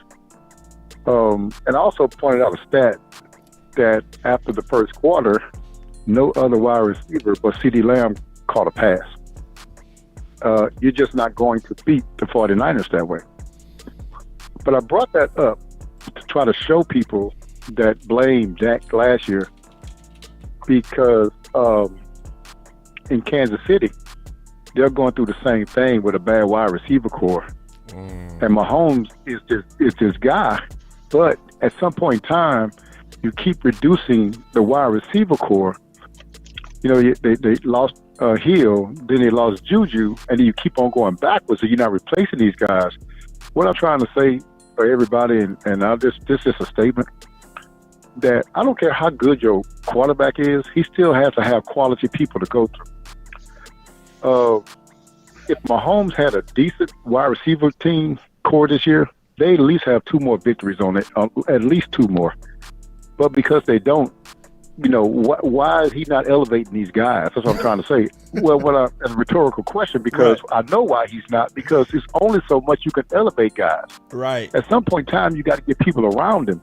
And that's why last year, I was more disappointed in Dak's performance when we lost 49ers at home than last year. And people was like, well, he played bad last year. Dude, at the end of the day, you're not going to beat that defense with only 1 wide receiver and Paulo, who got hurt. You had no more playmakers. They had no one else to fear. So it was going to be like that. And so you had Brown, you had hurt Gallup, and then you had, I can't remember the guy we got from Indiana, but and, you know, it was just a hodgepodge of people. But the thing I'm trying to tell people is that Dak has been good, man. We just needed to put some people around him, some quality targets, and I think we've done that. We got a guy that's calling plays that has won the Super Bowl before. that I often say this too, is when I ain't never played basketball, right? Like, I ain't never played organized basketball. But when I played street ball, I was cold-blooded. Only when people didn't realize I ain't have a left hand. But when people realized I couldn't go to my left, they shut me down. But for the first part of it, I was cold-blooded going to my right. Well, Kellen Moore is like an offensive coordinator that only got a right hand. He ain't got a left hand. And so the first time you see him, you're gonna be like, man, that's impressive. But if you shut off his first thing, he ain't got no get back game plan.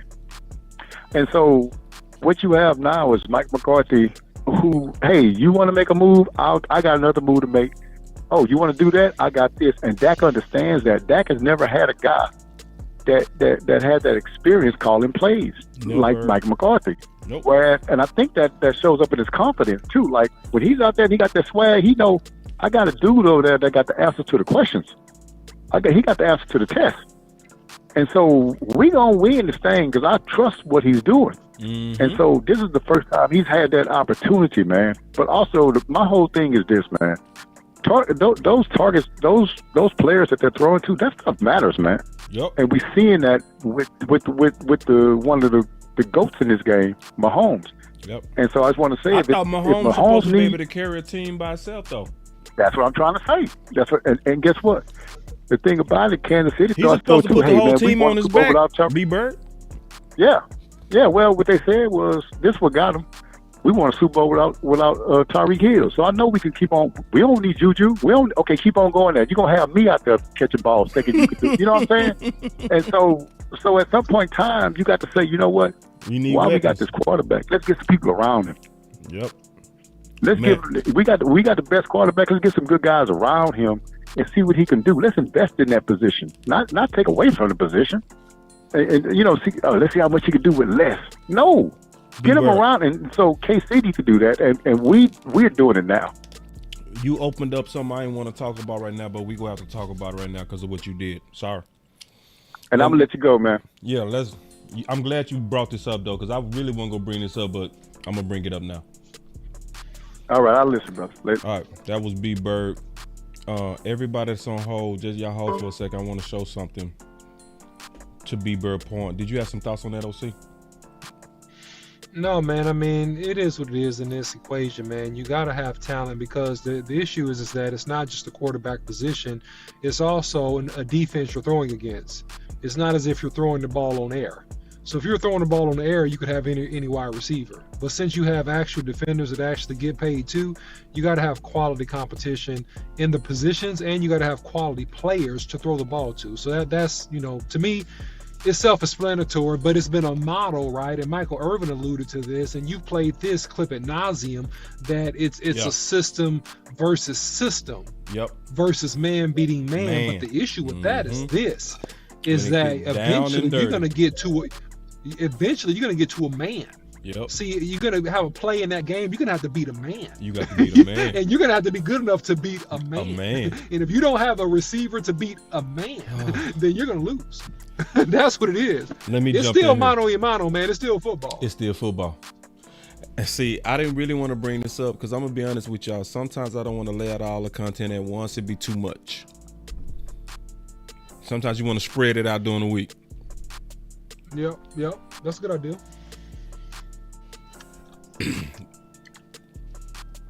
I'm gonna end up doing probably some content on this in a lot more detail. But I said we wasted Mike McCarthy's early years betting on boy genius who was really learning on the job. So let me put that in perspective. Oh, see, I'm gonna ask you a question. Is Purdy better this year than he was last year? No. In my opinion. You don't think Purdy better? I'll be honest with you. I think he's more experienced. I think he's playing better. You think he's playing better? Okay. I'm going to tell you why. Because he experienced. But this is my point. All right. Everybody that liked Dak this year, remember this offense is new to Dak. So in reality, Dak is the rookie and Purdy is the vet in terms of being in the offense. Mm-hmm. So it's about the opportunity we wasted with Kellen Moore. Would you rather? Because if we wouldn't have went through Kellen Moore, this would have been Dak in year 3 in this offense. Would you rather? Unstoppable. They'd have been unstoppable. Unstoppable. And on top of that, see B Bird, he opened this up and because I was saving this, but I'm gonna say it anyway. Yeah, you can save it. You still can save it. I'm gonna give away a little bit. But this is painful to say because it's just honest. Can you imagine Mike McCarthy when he first got here? If front office didn't push Kellen Moore onto him, Mike McCarthy with this play calling would have had CeeDee Lamb, Michael Gallup before he had an ACL injury, and Amari Cooper with Zeke and Pollard.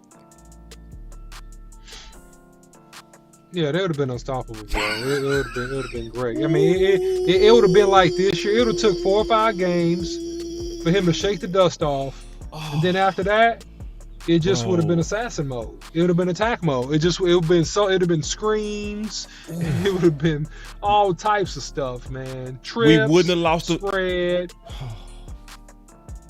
It would have been, and you know what? It would have been just like it'd have been just like this YouTube video I saw of a bigger brother versus his little brother. He said, "I'm bigger and I'm stronger than you, and there's nothing you can do about it." Like, that's what this would have been. Like, man, we just better than you, and there's nothing you can do about it. You know what I mean? It would have been that situation.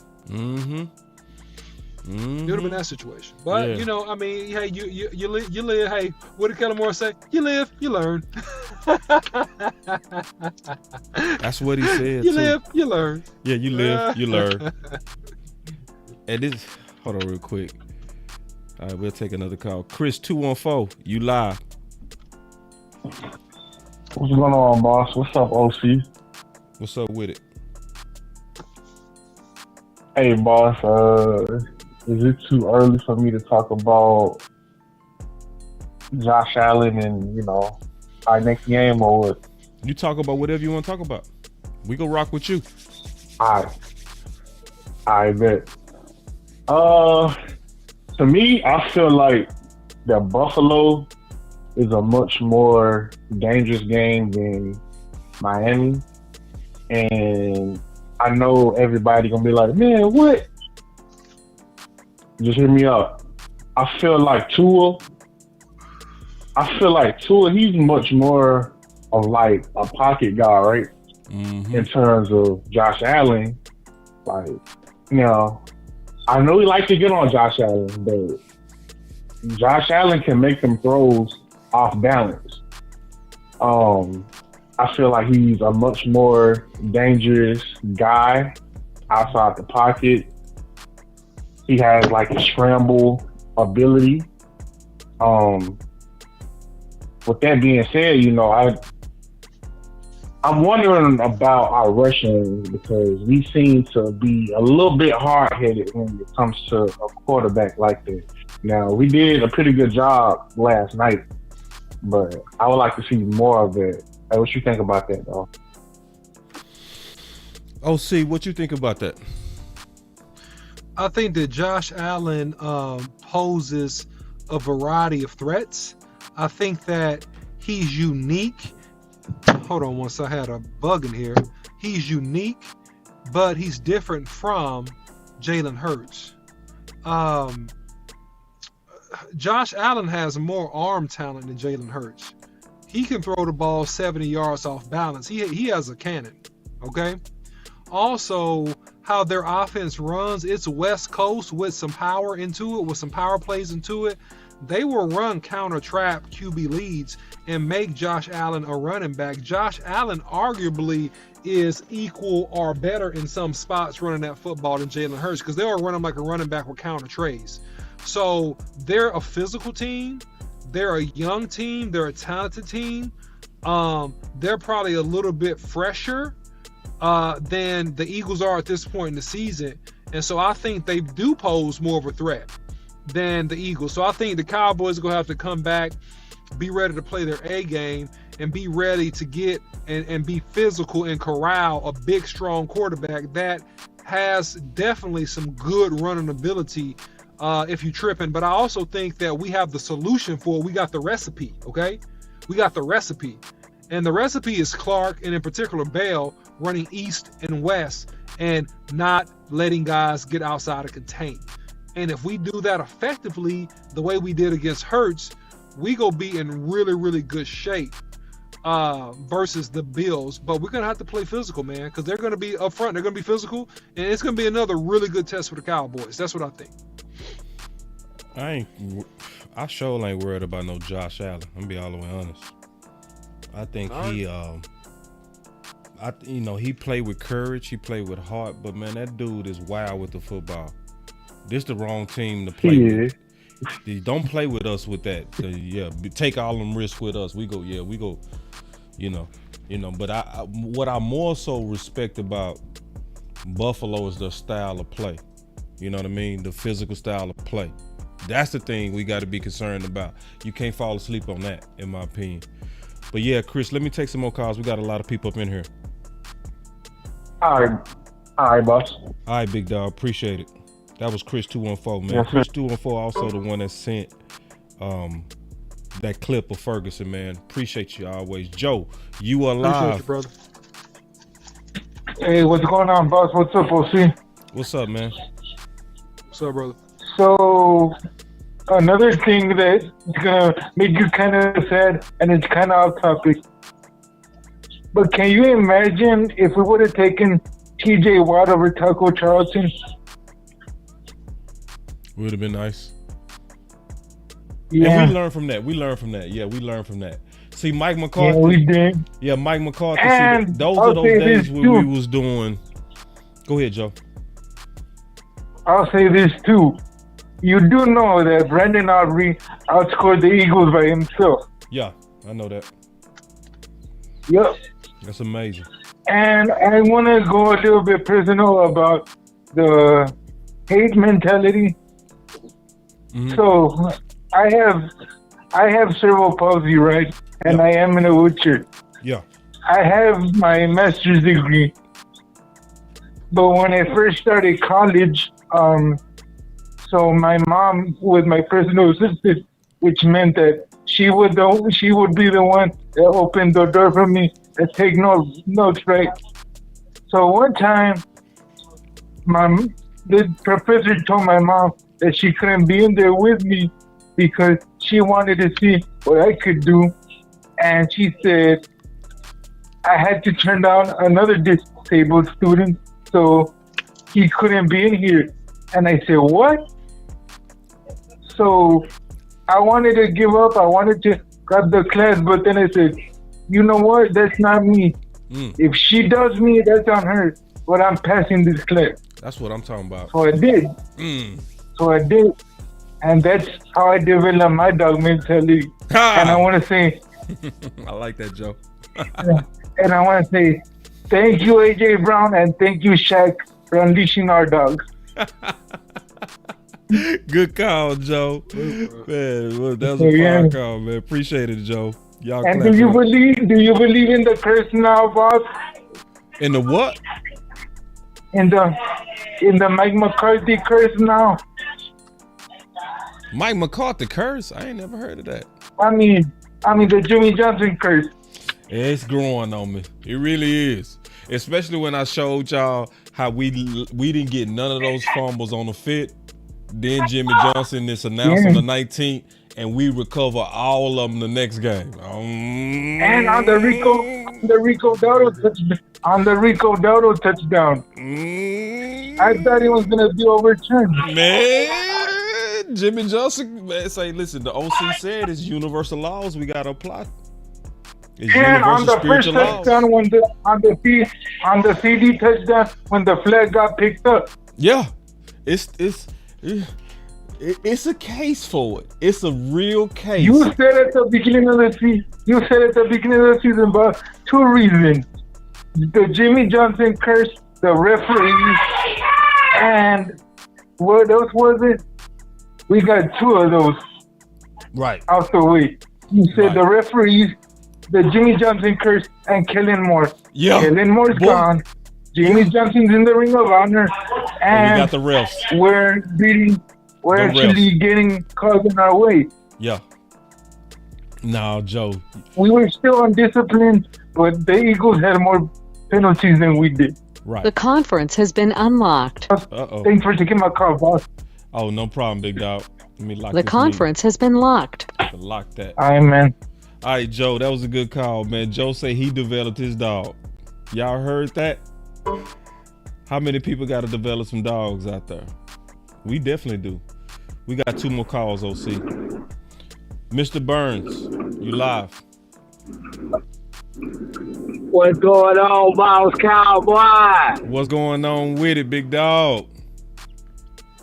Man, we just now coming back from the game, man. We up in Charlotte right now, but y'all just not getting back? Hey, man, yeah, we just not getting back. We just not coming back from Texas, man.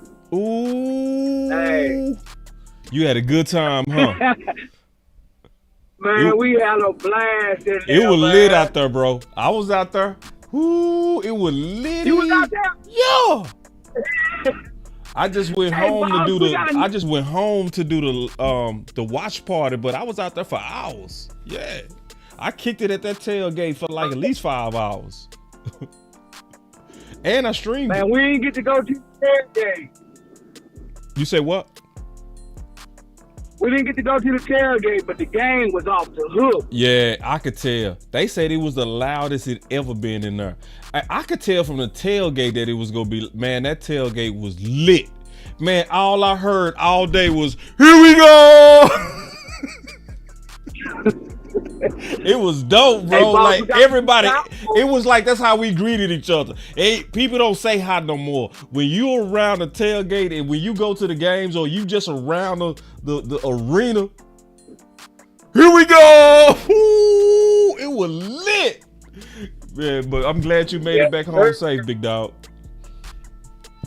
Hey, man, we got a new cowboy in here. My wife, she a believer in that. Oh. She a believer. We done converted one, bro. We done converted one. I done converted one, bro. Ooh. Hey, tell him you're a new cowboy. Just tell him you're a new cowboy, baby. I'm a new cowboy. Hey,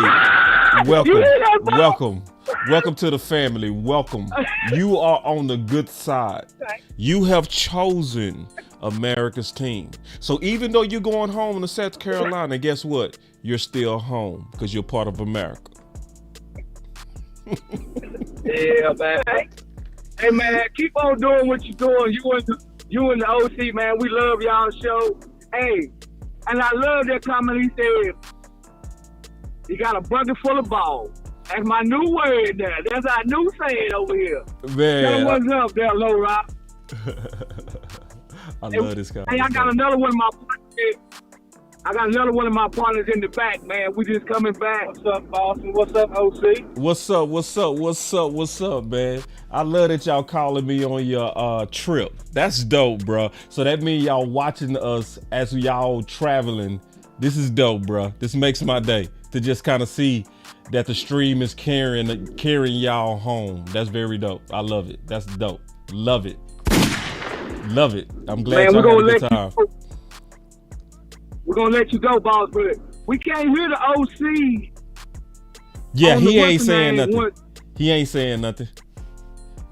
Yeah. Oh, okay. Hey, he ain't saying nothing. Hey, tell the OC y'all going to do the final word tomorrow? Oh, you already know. It's going to be lit. All right, well, I'll be listening tomorrow. Let's get it. Be safe, big dog. We're going to let you go, man. All right, you too. Y'all too. All right, Mr. Burns. All right, later. That was Mr. Burns, man. That was a dope call, y'all. Man, y'all got to clap it up for that call, man. See, them type of calls, they make your day. You know what I mean? When you know you're a part of helping people travel as well. See, we got a lot of truckers and stuff like that. And a lot of truckers are listening to long form content like this because it's good content, but it's also getting them through their day. So I just love the fact that I'm also able to help people stay safe and all that. Tariq. Yo, what's going on, Boss Cowboy? What's going on, OC? going on, Cowboy Nation, man? Hey, man, it's Victory Monday, but you know what? I feel like being petty today on Monday. Man, this is Petty Monday still. let's go petty. We all too happy. Nah, man, yo, we happy, but at the same time, let's be petty, y'all. Let's go. The Eagles was talking all that damn trash, right? And they only beat us by 5 points the first damn game, and they barely won that damn game. Right. Then at the same time, they didn't score a touchdown. They had to get a touchdown from the defense. Where's the offense? Where's the MVP? Hurts at AJ Brown and all these guys. Shut them down. Ooh. They need to watch their mouth over there in Philly because we had to spank them on behind like their daddy would. You know what I'm saying? Matter of fact, Dak Prescott is their daddy. Ooh. You know what I mean? Ooh. And my thing is too, you know, with some of the Philly fans, you know, everybody talk about we delusional Cowboy fans. No, we're realistic Cowboy fans. We love our team to the most, good or bad, or in between. We love our team. And then it's like when we beat people can't even acknowledge that they got their behind kicked. Yeah. You know what I mean? Like, oh, they just lost. No, you lost by 20 points. We kicked y'all behind. Right. It's a difference, bro. Y'all won the game. We stumped y'all out. It's a difference. It's a difference. The thing that pissed me off last night is that when you know, I catch Big Game James on Best of Enemies with Joe, that man ain't even that's the thing that kills me about Philly fans. You want us to bow down to y'all when y'all just barely beat us, but when we stump y'all out, you can't man up and say, you know what? Yeah, we suck. Y'all the best team right now. Can't give us our props. Yeah, like we just won the game. We ain't just win the game, bro. We beat y'all ass. That's the difference. You know what I mean? That's real. Yeah. Bro. See, I want to talk about that because that's what you're saying is real important. Cause see, I noticed something when I was debating Lord Brunson and Joe, and I want to say something to everybody. When you come across people and you trying to have a discussion, the first thing I want to see, Tariq, is are you go have this discussion in good faith? Can you really openly listen to my case? And if I'm right, will you go with the truth or are you trying to win? See, Lord Brunson was just keeping it real. Like, you know what I mean? It was no trolling, no tripping. He was honest about his weaknesses. He was honest about our strengths. So it was easy to have a dialogue with him about their strengths. But see, Joe never admitted nothing. I asked him a simple question as a test. I said, Joe, what does Dak do elite or well? Oh, you want me to be his cheerleader? See, bro, that's gaslighting, bro. I asked you a simple ass question. It's a simple question. See, because when you can't say Dak does anything well, I don't even want to talk to you. Because that means you just trying to waste my time and win an argument versus being real. So when I come across certain people, I know how to roll with you. It's like with you, I'm finna see.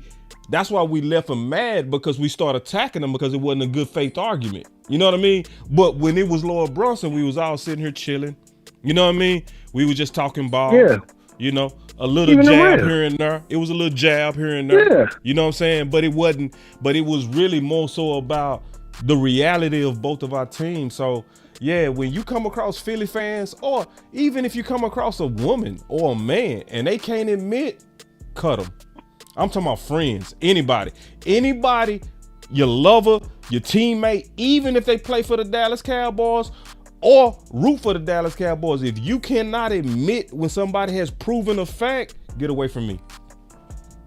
Yeah, and that's why I got a little, you know, I can't stand Philadelphia, I can't stand San Francisco or the Steelers, but I can respect a person that's going to keep it real with me. I got respect for Lord Bronson a little bit. More respect for him than Joe, because Joe can't sit down and admit, like, y'all whooped our ass. You know what I'm saying? Just keep it real, dog. Y'all didn't stump us out. We stumped y'all out in our house. Yeah. So, and by the way that we played yesterday, we believe that we can do this again in the playoffs against y'all. And it might be even more points. You know what I mean? So now you're scared, but you're not admitting that. And I think that's dead ass wrong. You know what I mean? Especially if you're gonna come on the platform with you fellas and try to have a debate and get mad. You get mad and act like, you know, you don't have respect for our team. You gotta respect our team even when you don't want to have respect for our team, because our team show you gotta respect us either way it go. You know what I mean? And it was lucky that y'all didn't see us last year in the playoffs. That was lucky because I know we would have put our foot in y'all behind. We, you know what I'm saying? Yes. And like just like you said, man, you gotta have respect for your opponent. You do. You know what I mean? And I get that from Lord Bronson. You know what I mean?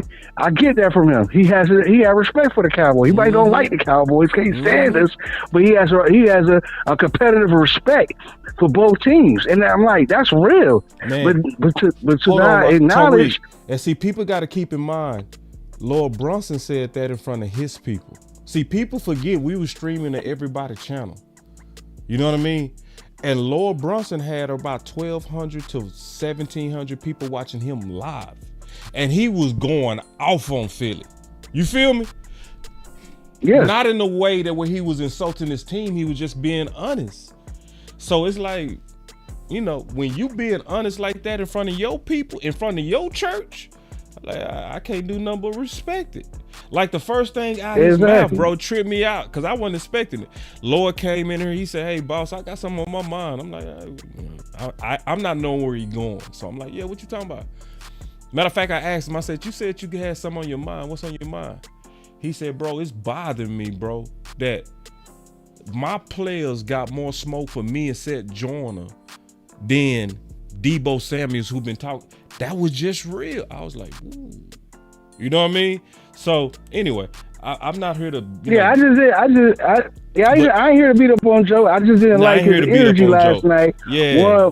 When they lost, I didn't like his energy. But I remember I forgot which game it was when we lost. This man coming out with cigars and shit, like he won the championship because we lost a game. Well, where was that same energy when y'all got curves up last night? And see, have that same energy when you win and lose, bro. Exactly. And Tyreek, that's also why I ain't smoking no cigars, bro. You feel me? Like that's Philly, bro. Why am I I'm not gonna start the stream like we won a damn Super Bowl because we beat Philly funk ass. Like, bro, Dak is 9-4 on Philly. Like, why would I be all excited on a team we been owning? You know what I mean? They finally won a game that the refs had to help them, and we beat ourselves like some goofies game one.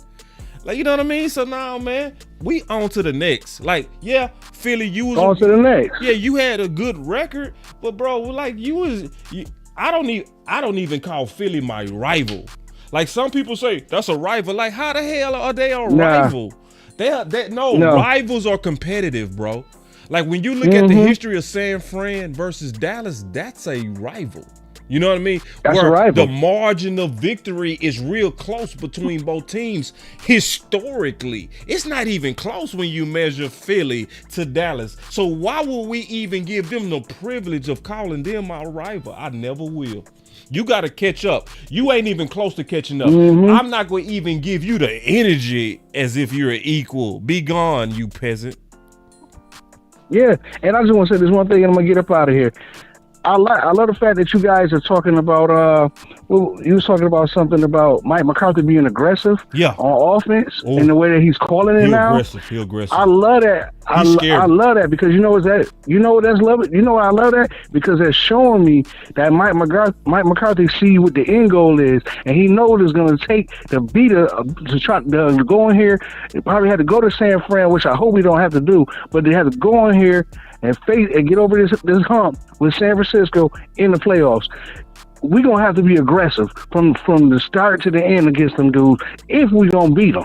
If we're going to have a chance to beat them. And I love the fact that Mike McCarthy, he knows that about that team, that you're going to have to be aggressive and physical. And that's all I've been seeing out of this team. We've been being aggressive. We've been being physical, offense and defense, special teams. And I'm loving that. And that's what we got to do to win this, man. So whatever it takes to get 6, let's go ahead and get it, man. Love it, Tyreek. Man, I love how you always bring the energy, bro. Good call. All right, peace, y'all. Peace. All right, man. I got some more content for y'all. And I really want y'all to hear me out. Matter of fact, I'm going to turn off the music. I'm going to say this. I really want y'all to hear me out on this next part I'm finna talk about. Okay? Because it's very important in life that sometimes we stop and say thank you. sometimes it's real important that we stop and we just appreciate where we are. Okay? Because it's a lot of people that cannot enjoy this ride. They cannot enjoy this ride. They can't enjoy the ride. It's because of the energy that they put out. Like, I feel sorry for people that put out there and literally said, I don't care about Dak into the playoffs. See, when you said that, the problem is you can't enjoy moments like this. You can't sit back like my boy Tariq and stick his chest out and speak his mind and be with the shit. You can't even enjoy it. Bring it real back. He be speaking his mind. That boy with the shit. Because you already put yourself out there that it's all about the playoffs. So what about the regular season? You ain't gonna enjoy this?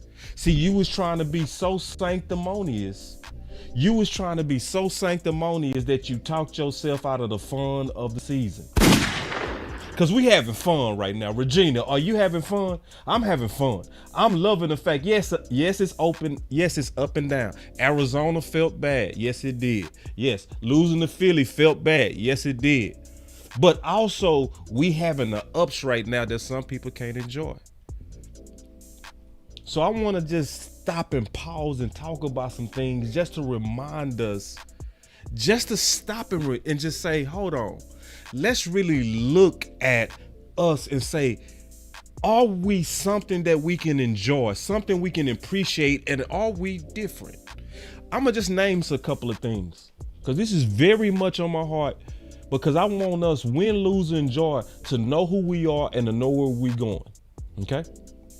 Number one, in my topic of enjoying the ride, number one, we got one text.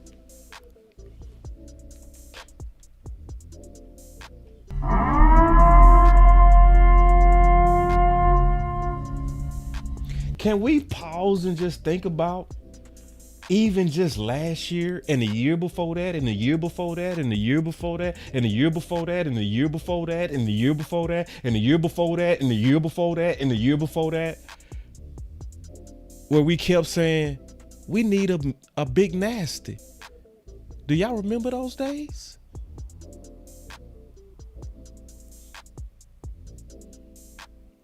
Do y'all remember the Dallas Cowboy ride when we used to be playing defense without real one techs? The big boys, the Jonathan Hankins? Let's keep going. Just on things that we can say, we're different. We are different.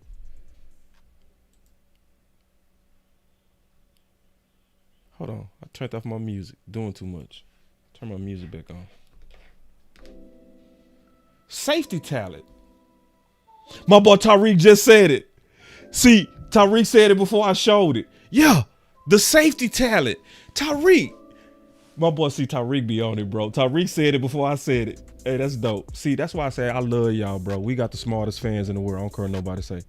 Tariq already beat me to it. We got safeties. Huh?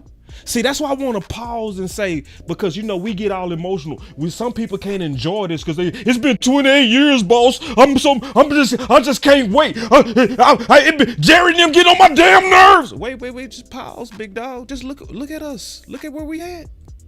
You look like you living through pain, bro. We got safety talent. Do you remember the days that we used? Oh, do I need to name the names? Maybe if I name the names, maybe some people go get it.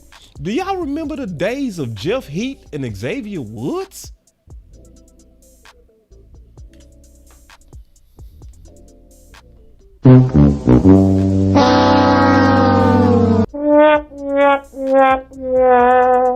Where would they be now? Where would Jeff Heath be on this team? Where would Xavier Woods be on this team? Oh, hell no.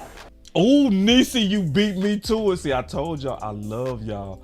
Y'all be killing. See, y'all already ahead of me. Y'all. Let me give y'all some more. Vet coaches. Yeah. Man, Man, Jerry Jones needs to get rid of all these yes men. Oh, I got sick of Jerry. Jerry's all he got is some damn yes men. Oh, man. Say, everybody. We got vet coaches, y'all. Man, bro. Man, we got vet coaches. When was the last time you felt really good about our coaching? And I mean all of it. Special teams, cornerback, safety room. It's only one coach I'm kind of like, Scott. But hey, I keep going. But other than that, the mother dudes, Mike McCarthy killing the game, man. Are you kidding me? Jerry need to go get him a coach that been through some wars. That's what we got. Multiple.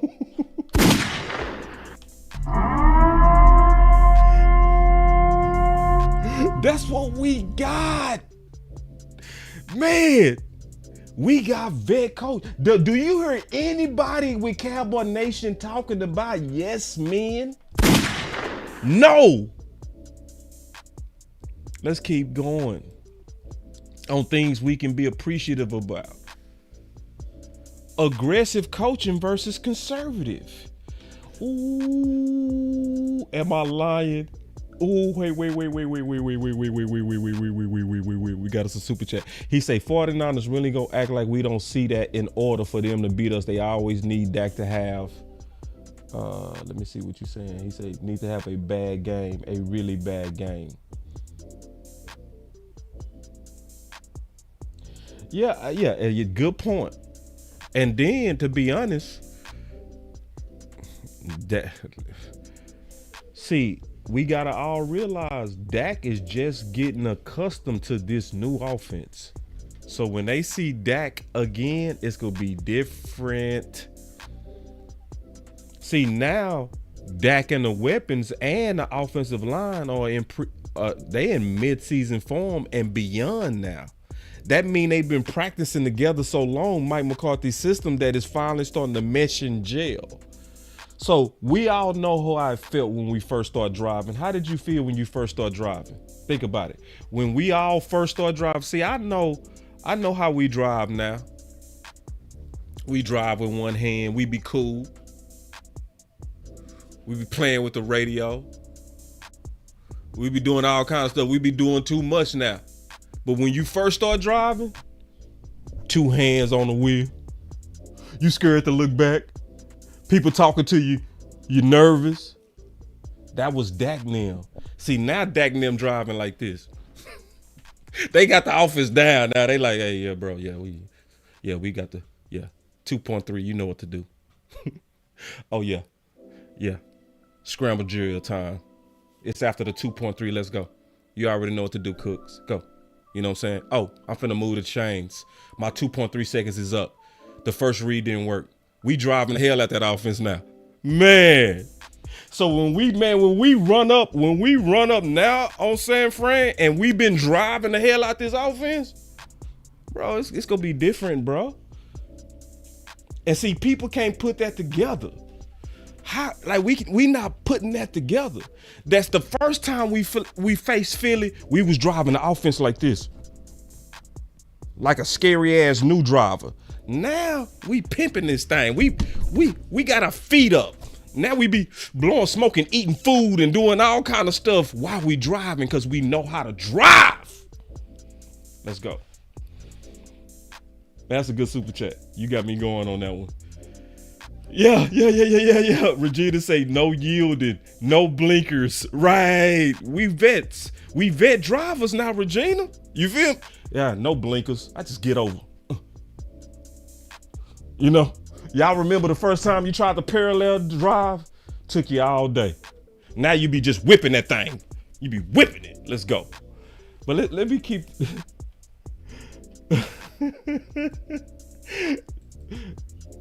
Ms. Lockhart said, I was ready, boss. I was a cruiser. Yeah, I learned how to drive real quick, but I ain't gonna lie. I was a sucker when I first started driving. I was Mr. Two Hands, Mr. Don't even, little mama try to kiss me on the cheek. Stop, baby. Stop. Stop, girl. Now I do too much in the car. Anyway. Oh, my boy D Shiv say I wasn't driving tipsy. That was for sure, boss. Oh no, it was no such thing as drinking and driving. You still shouldn't be doing that. Not you, D Shiv, but anybody. Like everybody got to be very smart about that. Cause let me tell y'all something about drinking and driving, and I'm keeping it real with y'all. A lot of people don't know this, but all you need is 2 drinks to be considered legally drunk. So use your Ubers, use your Lyfts. You protect yourself, because all it takes is a zealous officer to ruin your life. Just keeping it real. So just be conscious, be very conscious.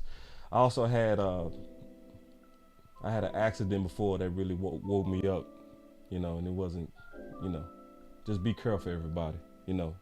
Stuff can happen that can change all of our lives. I'm not judging anybody. I'm just saying that just think ahead. All of us, me too. Then my boy Neil said, this coaching staff's ability to make in-game well as season adjustments. Damn, I didn't even put that down, but you right. Neil, you right. That's another one we should be grateful for. Like the fact that Dan Quinn made the in-game adjustment to do what? What did he do that turned that game versus Seattle? Huh? He put Gilly on DK. To your point. Changed the game. We start getting pressures. Why? Because he was covering better. And then we start getting a Geno, and it turned the game. A perfect in-game adjustment. Perfect. When I say perfect, I mean perfect. Because see, we was talking about it at halftime. At halftime, me, Coach Marv, and Amp was talking about it. And I said, man, what we gonna do about DK? And that was the conversation at halftime. I said, we got to bracket him or put Gilly on him. And Dan Quinn came out and put Gilly on him. I was like, ooh. So, but do y'all remember our coaches not doing that?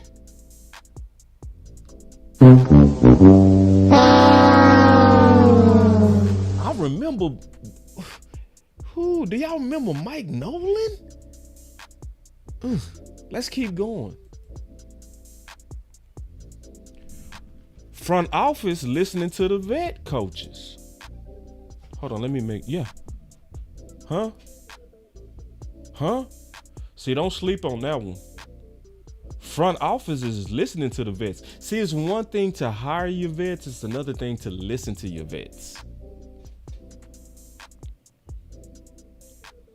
So, the fact that Mike McCarthy was able to get Kellen Moore up out of here, that is front office going with their coaches. Because I'm being honest, y'all. Do y'all want me to lie or tell the truth? Just tell me now. If you want me to lie, I will lie to you. I promise you. But if you want me to tell you the truth, I'm going to tell you the truth. What y'all want? I think y'all want the truth, so I'm going to tell it to you. I thought Kellen Moore was going to stay, and I thought they was going to get rid of Mike McCarthy.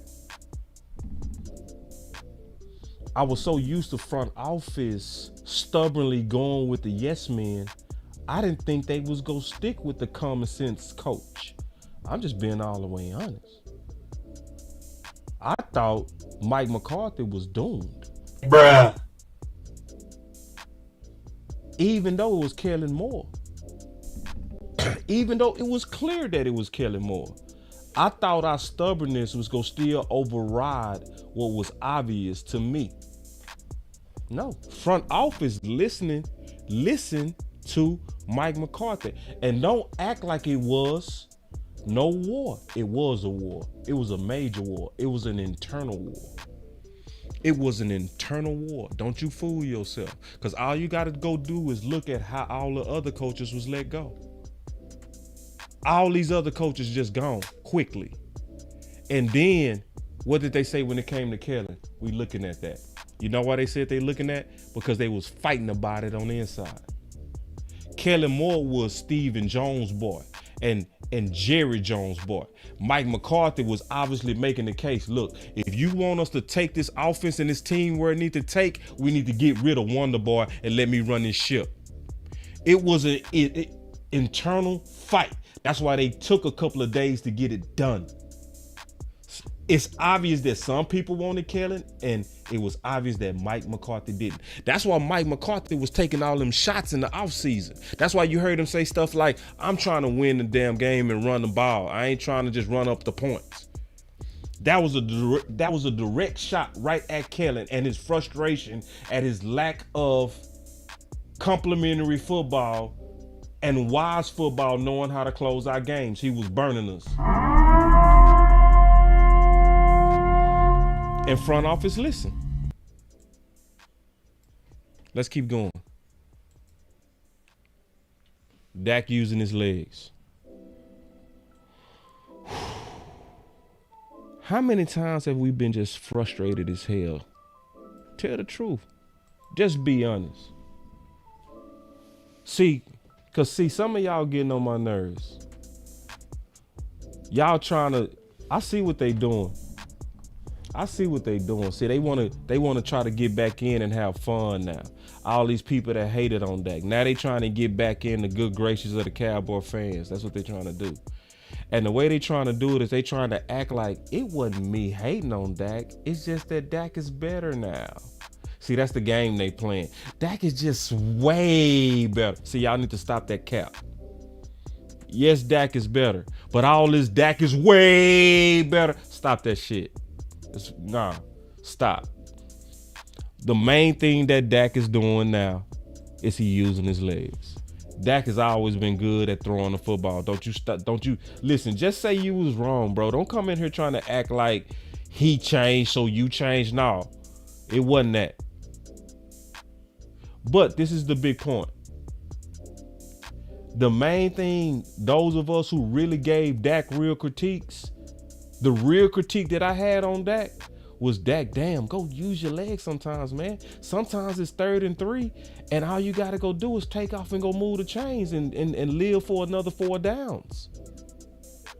And under that Kellen Moore system, he would be patting the ball, waiting on these 4 hook routes to come open, and he will miss his opportunities. But because of Mike McCarthy with that 2.3 second, Mike McCarthy's system is this. If it's not open in your first 2 reads, go get it. And we got an organized scramble drill to where everybody know what to do to find open spots, and then Dak know how to deliver the football. Or go just get it with your legs. Mike McCarthy simplified it. So now we got Dak using his legs. Now Dak is the MVP. Or leading the MVP. Yeah. So just look at how much stuff, if we really stop and count our blessings and say, this is different. This is something that I can get behind. This is something I can believe in. Like, for real. And the main thing is now the Dallas Cowboys are starting to operate in what I call consistent contention.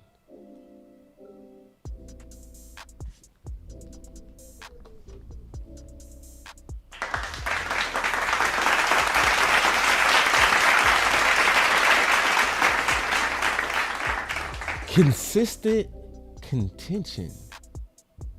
Man, that feels good. It feels good that we don't have to wait every other year to get a crack at it. Now, under the leadership of Mike McCarthy, we get a chance at that dance every year.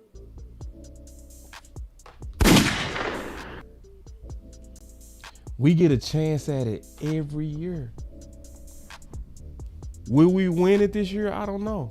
I think we got the talent to. I think we got the coaching to. I think we the best team in the league. But sometimes you can be the best team and you can still lose. It can happen. Sometimes you can be the best team and you lose just because it wasn't your day. Sometimes you can be the best team and you have bad luck. You can have an injury, a key injury that just turned the momentum of the game. Sometimes that other team just might make more plays than you and the ball might just bounce their way more than it bounced your way. But now we can say, with this team, we gonna likely get a whole nother crack at it. Consistent contention. Hold on real quick. If Dak is a company man, Moore is the company. Bro, I'm so slow because I don't get it.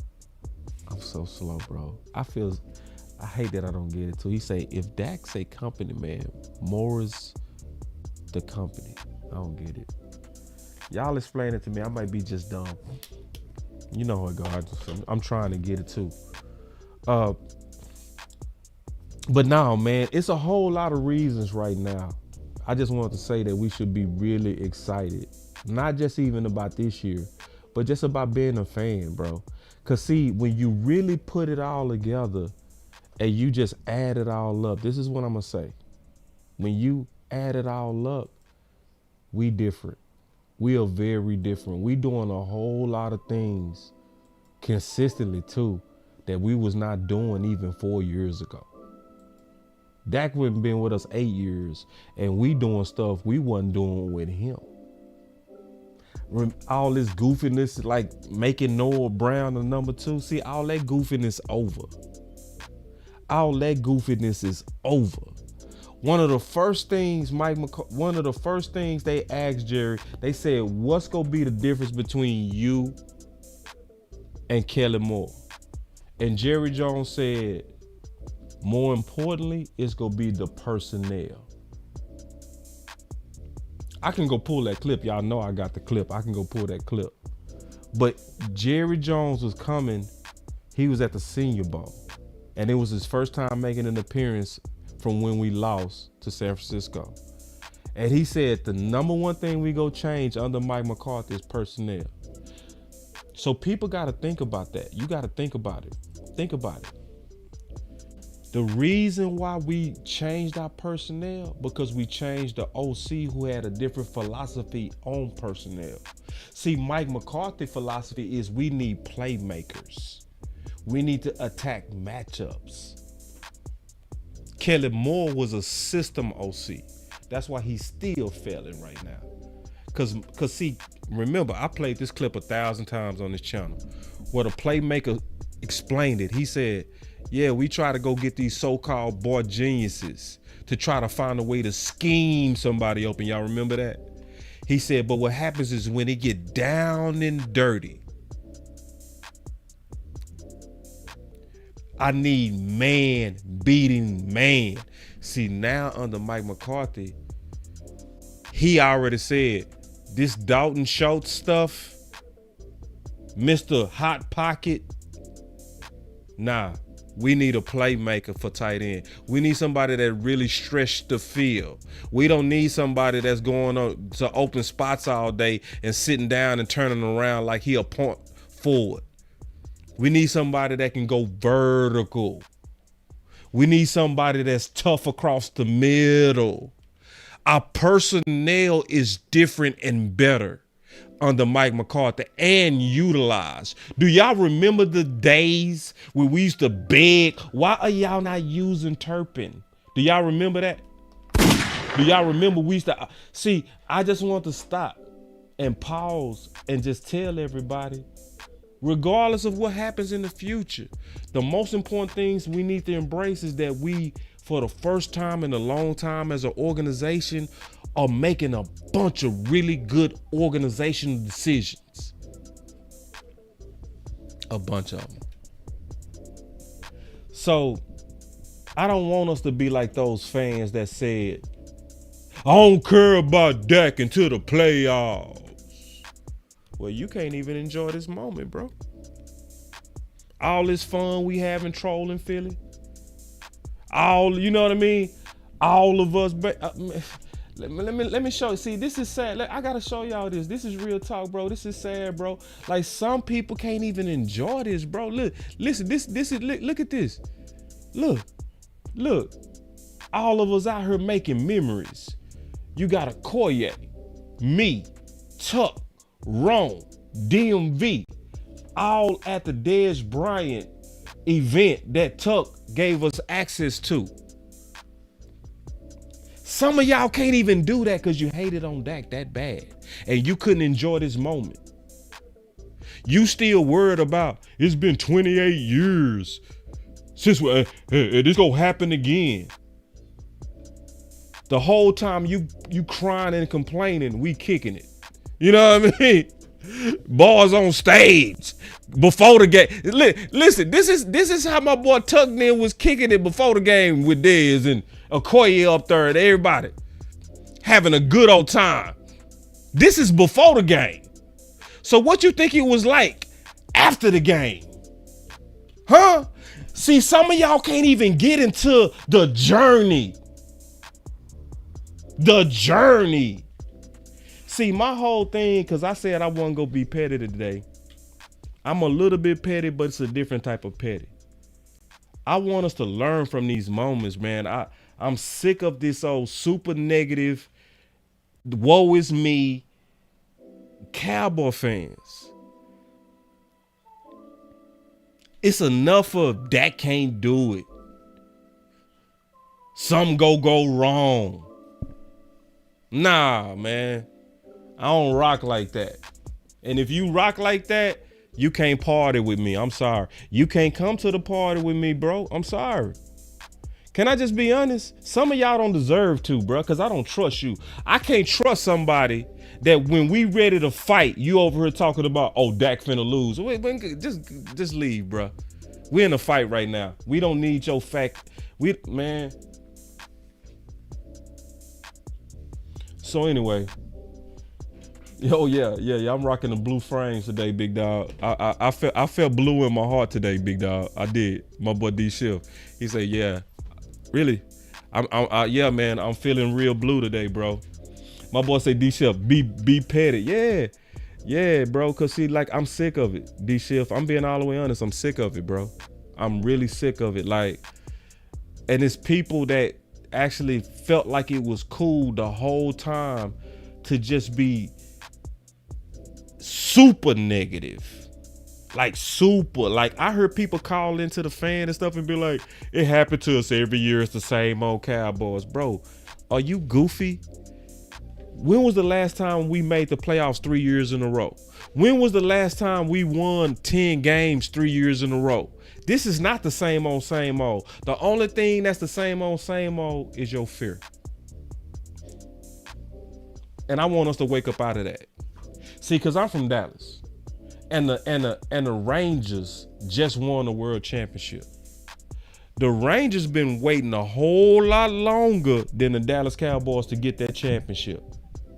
The Mavericks had to wait a whole lot longer to get their first one in 2011.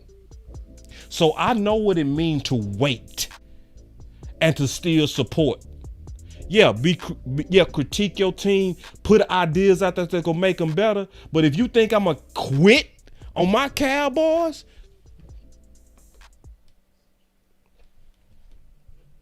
wrong one. So get that faith up. We at the very end. Let's truly come together now and quit the whole ass games. Boss Cowboy Sports, where your voice matters. Look, moving too bossy, we don't tread softly, but not flossy, the streets that taught me, moving too bossy, we don't tread softly, but not flossy, the streets that taught me, I'm just tryna get my nigga paid. We came from Section 8, and I knew I was at since the second grade. Man, I swear my time is coming, cause I'm never late. Came from broken homes and broken dreams to getting paid. Dollar bill, listen close, this is not a drill. Niggas hungry trying to get a meal. I've been in light, who gon' pay a bill? I've been in action, been in traction, surplus with niggas lacking, shining light but still be blacking, red lights will stop the action, green to go, even when it's slow. Higher heights to balance out the lows. Can't ride the wave cause you ain't got a boat.